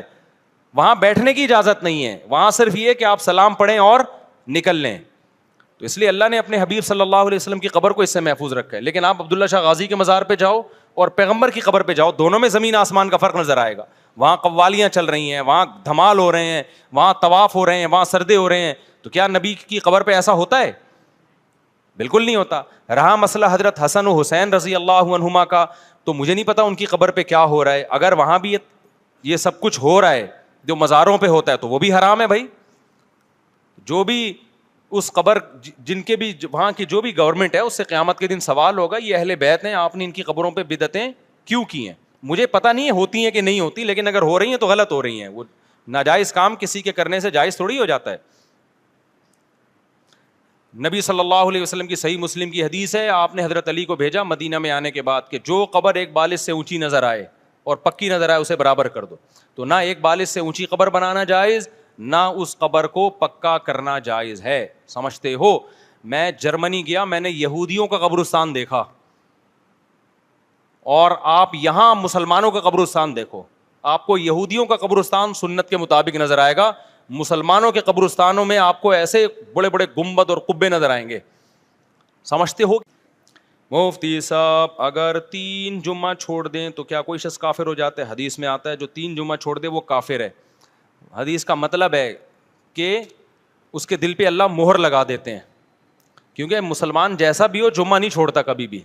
1 جمعہ چھوڑ دیا, 2 جمعہ چھوڑ دیا, 3 جمعہ, تو اس کا مطلب کفر کے قریب پہنچ گیا. اب اس کے دل سے اللہ اسلام کے جو شاعر ہیں ان کی عظمت ختم کر دیتا ہے اللہ تعالیٰ. اور ہم نے دیکھا ہے جو لوگ جمعہ بھی نہیں پڑھتے نا, وہ پھر بالکل ہی ایک دن آتا ہے کہ مرتد ہو جاتے ہیں. وہ ہسپتالوں میں آپریشن کے ذریعے بچوں پہ ظلم ہوتا ہے. 8 مہینے کا بچہ آپریشن کے ذریعے نکالنا, پھر بچہ تڑپ رہا ہوتا ہے, نہ مرتا ہے اور نہ جی رہا ہوتا ہے, پھیپھڑے کمزور, دل کمزور. بھائی دیکھو, اگر واقعی بچے کی جان بچانے کے لیے ڈاکٹر نے آپریشن کیا ہے تو بہت اچھا کام کیا, زندگی بچا لی ماں کی بھی اور بچے کی بھی. اور بعض دفعہ ایسا ہوتا ہے, سینکڑوں میں کوئی 1 آدھ کیس ایسا ہوتا ہے کہ آپریشن کرنا ضروری ہوتا ہے, لیکن زیادہ تر ایسا نہیں ہو رہا. میں اس کا گواہ ہوں, میرے ساتھ ایسا ہوا ہے بہت دفعہ. ہمارے یہاں بچے کی ولادت ہونے والی تھی, ڈاکٹر نے کہا آپریشن ہے, لیڈی ڈاکٹر تھی, ہم نے کہا نہیں ہوگا آپریشن, دوسری لیڈی کے پاس لے گئے, نارمل بچہ پیدا ہو گیا. سمجھتے ہو؟ ایک دفعہ تو کیا ہوا, ڈاکٹر نے کہا کہ بھائی یہ مفتی صاحب, یہ لیڈی ڈاکٹر نے کہا یہ آپریشن ہی ہے. میں نے کہا جتنے پیسے آپریشن کے بنتے ہیں نا آپ مجھ سے ایڈوانس میں لے لو, بچہ نارمل ہوگا, میں آپ کو پیسے آپریشن والے دوں گا. بل آپ نے کون سا بنانا ہے کہ آپریشن ہوا ہے, بچہ الحمدللہ کیا ہوا, نارمل. آئی بات سمجھ میں؟ تو ہم تو اس کے چشمدید گواہ ہیں کہ ڈرامہ ہو رہا ہے ہسپتالوں میں. اور یہ دوسرے ملکوں میں یہ گڑبڑ نہیں ہے, چائنا میں, امریکہ میں, لندن میں ایسا نہیں ہوتا کہ کسائی بنے ہوئے ہیں لیڈی ڈاکٹر, یا چار نہیں ہو رہا چل بھائی نکال بچہ, وہ چیر پھاڑ کیا. جیسے کسائی نہیں کر رہے ہوتے بقرعید میں, کئی جانور گرانے ہوتے ہیں نا انہوں نے, تو ایک کو پکڑایا پھر وہ کہتے ہیں ہم دوسرا گرا کے آ رہے ہیں تو اس کو نمٹا. تو ڈلیوری کے کیسز جب ہسپتال میں زیادہ ہوتے ہیں تو میں ان لیڈی ڈاکٹروں کی بات کر رہا ہوں جو میرا بیان نہیں سن رہی, وہ ڈاکٹر کم قصائی زیادہ بنی ہوئی ہوتی ہیں. 2 وجہ سے آپریشن زیادہ کرتی ہیں گائنی کی ڈاکٹریں, اس میں تو اب میل ڈاکٹرز بھی بہت آ گئے ہیں. ایک ٹائم شارٹ ہے ہمارے پاس, کیونکہ نیچرل جب ڈلیوری ہوتی ہے تو وہ ڈاکٹر کی مرضی پہ نہیں ہوتی, وہ خدا کی مرضی پہ ہوتی ہے. سمجھتے ہو کہ نہیں سمجھتے؟ جب اللہ چاہے گا تو بچہ دنیا میں آئے گا, ٹھیک ہے نا. اب اس میں 1 ہفتہ ڈیلے بھی ہو سکتا ہے, 15 دن ڈیلے بھی ہو سکتا ہے, بعض دفعہ وقت سے 15 دن پہلے بھی ہو سکتا ہے جو ڈاکٹر نے. اب ڈاکٹر انگیج رہتی ہے اس میں, ڈاکٹر کہتی ہے یار یہ بڑی ٹینشن والا کام ہے, میں نے ڈیٹ دی ہے 5 دسمبر فار ایگزامپل, 5 دسمبر کو ہی اس کو آنا ہے, میں نے اپنا ٹائم, میں نے سلاٹ خالی کیا اس کے لیے, نہیں آ رہا اپنی مرضی سے, چل بھائی ٹھڑک ٹھڑک یہ گاڑا نکالا, سیا چل بھائی.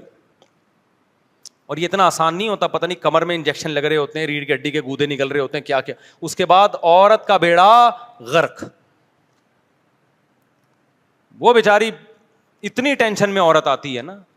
اللہ نے ایک تکلیف عورت کے لیے رکھی ہے نیچرل ڈلیوری میں, وہ بہت سخت تکلیف ہے, لیکن وہ ایک کچھ دیر کی تکلیف ہے, اس کے بعد اس کے لیے راحت ہی راحت ہے. آپریشن میں وقتی تکلیف نہیں ہوتی, لیکن تکلیفوں کی ایک طویل سلسلہ شروع ہو جاتا ہے عورت کے لیے. پھر بچے بھی زیادہ پیدا نہیں کر سکتی, وہ کہتے ہیں نا بس 2-3 سے زیادہ نہیں ہو سکتے. ایک تو یہ وجہ ہے. دوسری وجہ یہ ہے کہ ہسپتالوں نے ڈاکٹروں کو یہ ٹھیکہ دیا ہوا ہوتا ہے کہ ہم نے سال میں اتنی ارننگ کرنی ہے اور یہ آپ کے ہاتھ میں ہے. تو آپریشن میں بل زیادہ بنتا ہے, پیسے زیادہ آتے ہیں, تو آپ کو کیا پاکستان میں ایمانداری چل رہی ہے کیا ہے بھائی؟ تو بھائی ظاہر ہے 2 نمبر ڈاکٹر بھی ہیں, 1 نمبر بھی ہیں, تو یہ گائنی میں یہ بڑی بدماشیاں ہو رہی ہیں, ہمارے بہت دفعہ کے تجربے ہیں. تو اس لیے جب بھی بیگم کو کوئی ڈلیوری کا مسئلہ ہو تو پہلے یہ تحقیق کرو کہ گائنی کی یہ ڈاکٹر کے پاس جتنے کیس آئے ہیں ان میں آپریشن کتنے ہوئے ہیں. پہلے اطمینان ہو جائے کہ یہ نارمل ڈلیوری کرتی ہے, پھر اس کے پاس لے کے جاؤ. پھر اگر وہ خدا نخواستہ کیس بگڑ جائے, اچھا بھی بتاتا ہوں میں. بہت سے لوگ جمعہ پڑھنے آئے ہیں, بھائی جمعہ ہو گیا ہے, میں نے اعلان کیا تھا کہ 11:15 بجے بیان شروع ہوا کرے گا, 1 بجے بیان ختم ہوگا, 1:15 بجے جمعے کی نماز کھڑی ہو جایا کرے گی. ہم نے واٹس ایپ پہ بھی گھمایا, ادھر بھی اعلان لکھ دیا, ہر جگہ پھیلا دیا, تو اس لیے جمعہ ہو گیا. اب ہم گریوی چل رہی ہے یہ جمعے کے بعد, 2-4 منٹ میں غریبی ختم کرتا ہوں, ٹھیک ہے. آئندہ سے جمعہ یہاں 1:15 بجے نماز کھڑی ہو جایا کرے گی, سمجھتے ہو. تو اس لیے جب بھی کوئی ایسا پریگنینسی کا مسئلہ ہو تو آپ نے ایسی ڈاکٹر تلاش کرنی ہے جس کے بارے میں رپورٹ ہو کہ یہ آپریشن نہیں کرتی. اور اگر اللہ نے آپ کو مالی وسعت زیادہ دی ہے تو اس کے کان میں جا کے کہہ دو, ایسے کسی لیڈی ڈاکٹر کے کان میں کہو گے بیوی پکڑ کے کوٹ دے گی آپ کو, تو کان میں نہیں کہو, جیسے بھی کہنا ہے پرچی پہ لکھ کے دے دو اور بیگم کو دکھا دو یہ لکھ کے دے رہا ہوں, ورنہ قیامت تک شک کرتی رہے گی پتہ نہیں کیا لکھ کے دیا ہے. حقیقت بتاؤں آپ, قیامت تک شک کرتی رہے گی وہ. تو آپ اس کو بیگم کو بتا دو یہ لکھ کے دے رہا ہوں, اس کو بتا دو کہ بھائی آپ اگر اللہ نے آپ کو مالی وسعت دی ہے کہ آپ نارمل ڈلیوری کریں, ہم آپ کو پیسے زیادہ دے دیں گے. ہاں ہم نے اعلان کر دیا کہ بھائی جمعے کی نماز کے لیے نہ بیٹھیں. اچھا میرے بھائی, آج کا احتجاج کیسا ہونا چاہیے؟ روڈوں کو بند کرنا چاہیے نہیں, جو گاڑی جلائیں گے ان کو منع کریں. بھائی نہیں, ایسے گاڑی کس بیس پہ جلا رہے ہو خدا کے بندو؟ تمہاری گاڑی کوئی احتجاج میں جلا دے, فضول بات ہے بالکل. روڈ ووڈ بھی بند نہ کرو, روڈوں کو بند کرنے سے بڑا نقصان ہوتا ہے. میں نے موتیں ہوتی دیکھی ہیں, کوئی ایمرجنسی ہے جا رہا ہے روڈ بند, مر گیا بیچارہ وہیں پہ, تو بڑے مسائل ہوتے ہیں. ہماری مسجد کے امام صاحب نے یہ ترتیب شروع کی ہے کہ جمعے کے دن بیان کے بعد اذان اور اس کے بعد خطبہ اور اس کے بعد جماعت, بیچ میں 4 سنت کے لیے ٹائم نہیں دیتے, غلط کرتے ہیں. 4 سنت کے لیے سنت موقدہ ہیں, یہ ٹائم دینا چاہیے امام صاحب کو. استاد یہ سوال یہ ہے کہ قصوروار مرد بھی ہوتا ہے لیکن حلالہ عورت کے ساتھ خاص کیوں ہے؟ 20 دفعہ جواب دے چکا ہوں میں. مرد نے 3 طلاقیں دیں تو آج بھی بیان میں نے اس کو بتایا, تو اسلام مرد کو سزا دے رہا ہے کہ اب یہ تمہارے ہاتھ سے نکل گئی ہے. تم جذباتی ہو, تم غصے میں 3 دے سکتے ہو, غصے میں تم چاقو بھی مار سکتے ہو, تمہیں اپنی زبان پہ غصے میں کنٹرول نہیں. اور حقیقت یہ جس آدمی کو کنٹرول نہیں وہ گھر بسا بھی نہیں سکتا. تو اب عورت کو پابند تھوڑی کیا کہ تم حلالہ کر کے واپس آؤ. اسلام تو کہہ رہا ہے جاؤ بس چھٹی ہو گئی تمہاری, کہیں اور شادی کرو تم. اب آپ کہتے ہیں بیچاری کہاں شادی کرے, پہلی اتنی مشکل سے ہوئی تھی. تو یہ اسلام کا قصور نہیں ہے, یہ کلچر کا قصور ہے. کلچر میں 2-3 شادیوں کا رواج نہیں ہے, جس کی وجہ سے کنواریوں کی آسان سے نہیں ہو رہی, تو اس طلاق یافتہ کی آسانی سے کہاں سے ہوگی؟ صحابہ کے دور میں مرد نے 3 طلاقیں دی تو عورت کو 20 رشتے ملتے تھے, اس سے پہلے سے اچھے مل رہے ہوتے تھے. کتنے واقعات ہیں. تو اب اگر عورت کا گھر تباہ ہو رہا ہے تو اسلام کا قصور نہیں ہے, ہمارا قصور ہے کہ ہم نے 3 طلاقوں والا قانون اسلام سے لے لیا, اور طلاق والا قانون ہم نے اسلام کا لیا, اور شادی کتنی کرنی ہے یہ والا ہم نے ہندوؤں سے لے لیا. تو ایڈجسٹ ہی نہیں ہو رہے ہیں وہ آپس میں. تو اسلام جب 3 طلاق کو 3 کہتا ہے تو زیادہ شادیوں کی بھی اجازت دیتا ہے تاکہ عورت کے لیے رشتوں کی کمی نہ ہو. اب یہ نہیں کہ طلاق کو چینج کر دیں, بلکہ اپنے آپ کو چینج کریں, شادیوں پہ سیٹ ہو جائیں آ کے. میں جو شادی کرتا ہوں میرا دماغ نہیں خراب ہے میرے بھائی. سوسائٹی میں تباہ کاریاں دیکھ رہا ہوں میں, عورت کو برباد ہوتے ہوئے دیکھ رہا ہوں میں, تو میرا کوئی کھوپڑی خراب نہیں ہے. مجھے کیا اس سے کہ آپ شادی کرو نہ کرو, میری تو ہو گئی ہیں, اور کیا. پھر بھی اگر میں کہہ رہا ہوں تو پھر آپ کے لیے کہہ رہا ہوں, میں اپنے لیے نہیں کہہ رہا, عورت کے لیے, عورت کے فائدے میں کہہ رہا ہوں. دیکھو شادیاں اگر عیاشی ہوتی تو انگریز کرتا نا, عیاشی کا شوق انگریز کو آپ سے زیادہ ہے. اس کو پتا ہے بھائی ایک کر کے وہ 50 سال میں ایک کر رہے ہوتے ہیں, کہہ رہے ہیں ابھی سے باؤنڈ نہ کرو اپنے آپ کو, اور میں آپ کو بالغ ہوتے ہی 4 شادیوں کی ترغیب دے رہا ہوں. تو یہ عیاشی تھوڑی ہے, یہ تو آپ کو پھنسا رہا ہوں میں. عیاشی عورت کی ہے, عورت کی عیاشی ہے کہ اس کو ٹائم پہ اچھے سے اچھا رشتہ ملے گا. کیونکہ آپ جب نکاح کا پیغام بھیجو گے تو عورت مجبور نہیں ہوگی آپ کی دوسری بیوی بنے, وہ کہے گی میں آپ سے اچھے کو دیکھوں گی. تو پھر غریب لڑکیاں بہت اونچے گھرانوں میں شادی ہو کے جائیں گی, کیونکہ عورت ترجیح دیتی ہے زیادہ مالدار کو. تو جب مالدار بھی کرے گا غریب بھی کرے گا تو پھر عورت ترجیح کس کو دے گی؟ اب دیکھو یہ غریب نے ایک پرچی دی نا کہ انتہائی غریب گھرانہ ہے جس میں میرے پاس تو کچھ ہے ہی نہیں, وہ غریب ابا راضی ہو گئے. وہ کیوں راضی ہو گئے اس غریب کو دینے پر؟ ان کو پتا ہے یار میں اس سے بھی زیادہ غریب ہوں. لیکن اب 4 شادیوں کا رواج ہوگا نا تو اس غریب لڑکی کی طرف اس پرچی والے کا پیغام نہیں جائے گا, اس کی طرف بڑے مالداروں کے پیغام جائیں گے, کیونکہ دوسری کے لیے پھر رشتہ ملے گا نہیں ان کو اتنے آرام سے. تو بڑے مالداروں کے پیغام جائیں گے, یار ہم کریں گے. تو باپ کس کو دے گا؟ جب زیادہ شادیوں کا رواج تھا نا اسلامک سوسائٹی میں, تو غریب گھرانے کی لڑکیاں بڑے کروڑ پتی گھرانوں میں جایا کرتی تھیں, عیش کرتی تھیں. اب جب سے یہ رواج ختم ہو گیا ہے تو مالدار گھرانوں کی لڑکیاں غریبوں میں جا رہی ہیں. اور یہ بھی بغیرتی الحمدللہ بہت زیادہ ہونے, یہ الحمدللہ میں نے تنزیہ کہا ہے کہ غریب آدمی کے پاس مالدار خوبصورت لڑکی گئی, اس نے یوٹیوب کے ذریعے بیوی کو کیش کرا کے پیسہ کمایا, دبا کے نوٹ چھاپے اس نے. یعنی آدمی کے پاس کچھ تھا ہی نہیں, بیوی خوبصورت مل گئی, اب یوٹیوب پہ اپنی بیوی دکھا دکھا کے نیم برہنہ کپڑوں میں کس کے نام کا پیسہ کما رہا ہے؟ بیگم کے نام کا پیسہ کما رہا ہے. اب آپ مجھے بتاؤ, جس دن بیگم کی کھوپڑی گھوم گئی, یہ تو کبھی بیگم کو نہیں چھوڑے گا. اس کو پتا ہے میں نے بیگم چھوڑی میں نے, یوٹیوب مجھے چھوڑ دے گا. میری ویورز غائب ہو جائیں گے, میری ارننگ کیا ہو جائے گی؟ ختم ہو جائے گی. تو ایسے لوگ دنیا چھوڑ سکتے ہیں, بیگم نہیں چھوڑ سکتے. آپ کہیں تو بڑی اچھی بات ہے بیگم نہیں چھوڑ سکیں. او بھائی, بیگم نہ چھوڑنا, جب محبت ہو اس بیس پہ نہ چھوڑنا اچھی بات ہے. اس بیس پہ نہ چھوڑنا کہ یہ مجھے کما کے کھلانے کا ذریعہ بن رہی ہے, یہ کوئی خاندانی بات نہیں ہے. تو یہ سارے آڑے ترچھے اولٹ پٹانگ قسم کی شادیاں ہو رہی ہیں آج کل, کیونکہ عورت مجبور ہو جاتی ہے. میں نے ڈاکٹر لڑکیوں کی شادی میٹرک پاس سے خود کروائی ہے میں نے, اور پھر ان کے گھروں کو ٹوٹتا ہوا بھی ہم نہیں دیکھا ہے. طلاق کے کیس بھی پھر ہمارے پاس ہی آ رہے ہوتے ہیں. تو بے جوڑ کی شادیاں ہو رہی ہیں. جب زیادہ شادیوں کا رواج ہوگا, لڑکیاں بہت اونچے اونچے گھرانوں میں جائیں گی شادی ہو کے. سمجھتا ہے کہ نہیں سمجھتا؟ تو میں زیادہ شادیوں کا رواج ہے, میں نے دیکھا ہے وہاں. ایک وہ بعض ان میں غلط بھی کرتے ہیں, سارے خراب نہیں ہوتے وہ, تو پھر کیونکہ وہاں ڈیمانڈ زیادہ ہے نا, تو جس کی لڑکی پیدا ہو جائے وہ پھر اس کا سری وہ تمیز سے بات ہی نہیں کرتا. اس کو پھر پتہ ہے اتنے رشتے آتے ہیں, پھر وہ غلط بھی بعض لوگ کرتے ہیں, اس کا ناجائز فائدہ بھی اٹھاتے ہیں. پھر وہ پیسے دمادوں سے لینا شروع کر دیتے ہیں. ایک آدمی کی 6 بیٹیاں تھیں, 6 گاڑیاں بنا لی اس نے, رینٹ پہ چلا رہا ہے. ابے میں نے کہا تو غریب تھا, کہہ رہا یار دامادوں بیٹیوں کے رشتے بہت آ رہے تھے. تو میں نے کہا بھائی ایک گاڑی پہلے بیٹی کو مہر الگ دو گے, مجھے پیسے الگ دو گے. کہہ رہے ہر داماد سے میں نے ایک گاڑی لی ہے رینٹ پہ, وہ نہیں ہائیسٹ. یہ غلط کیا, بے غیرتی کی, بیٹی کو ایک طرح سے بیچنا ہو گیا یہ.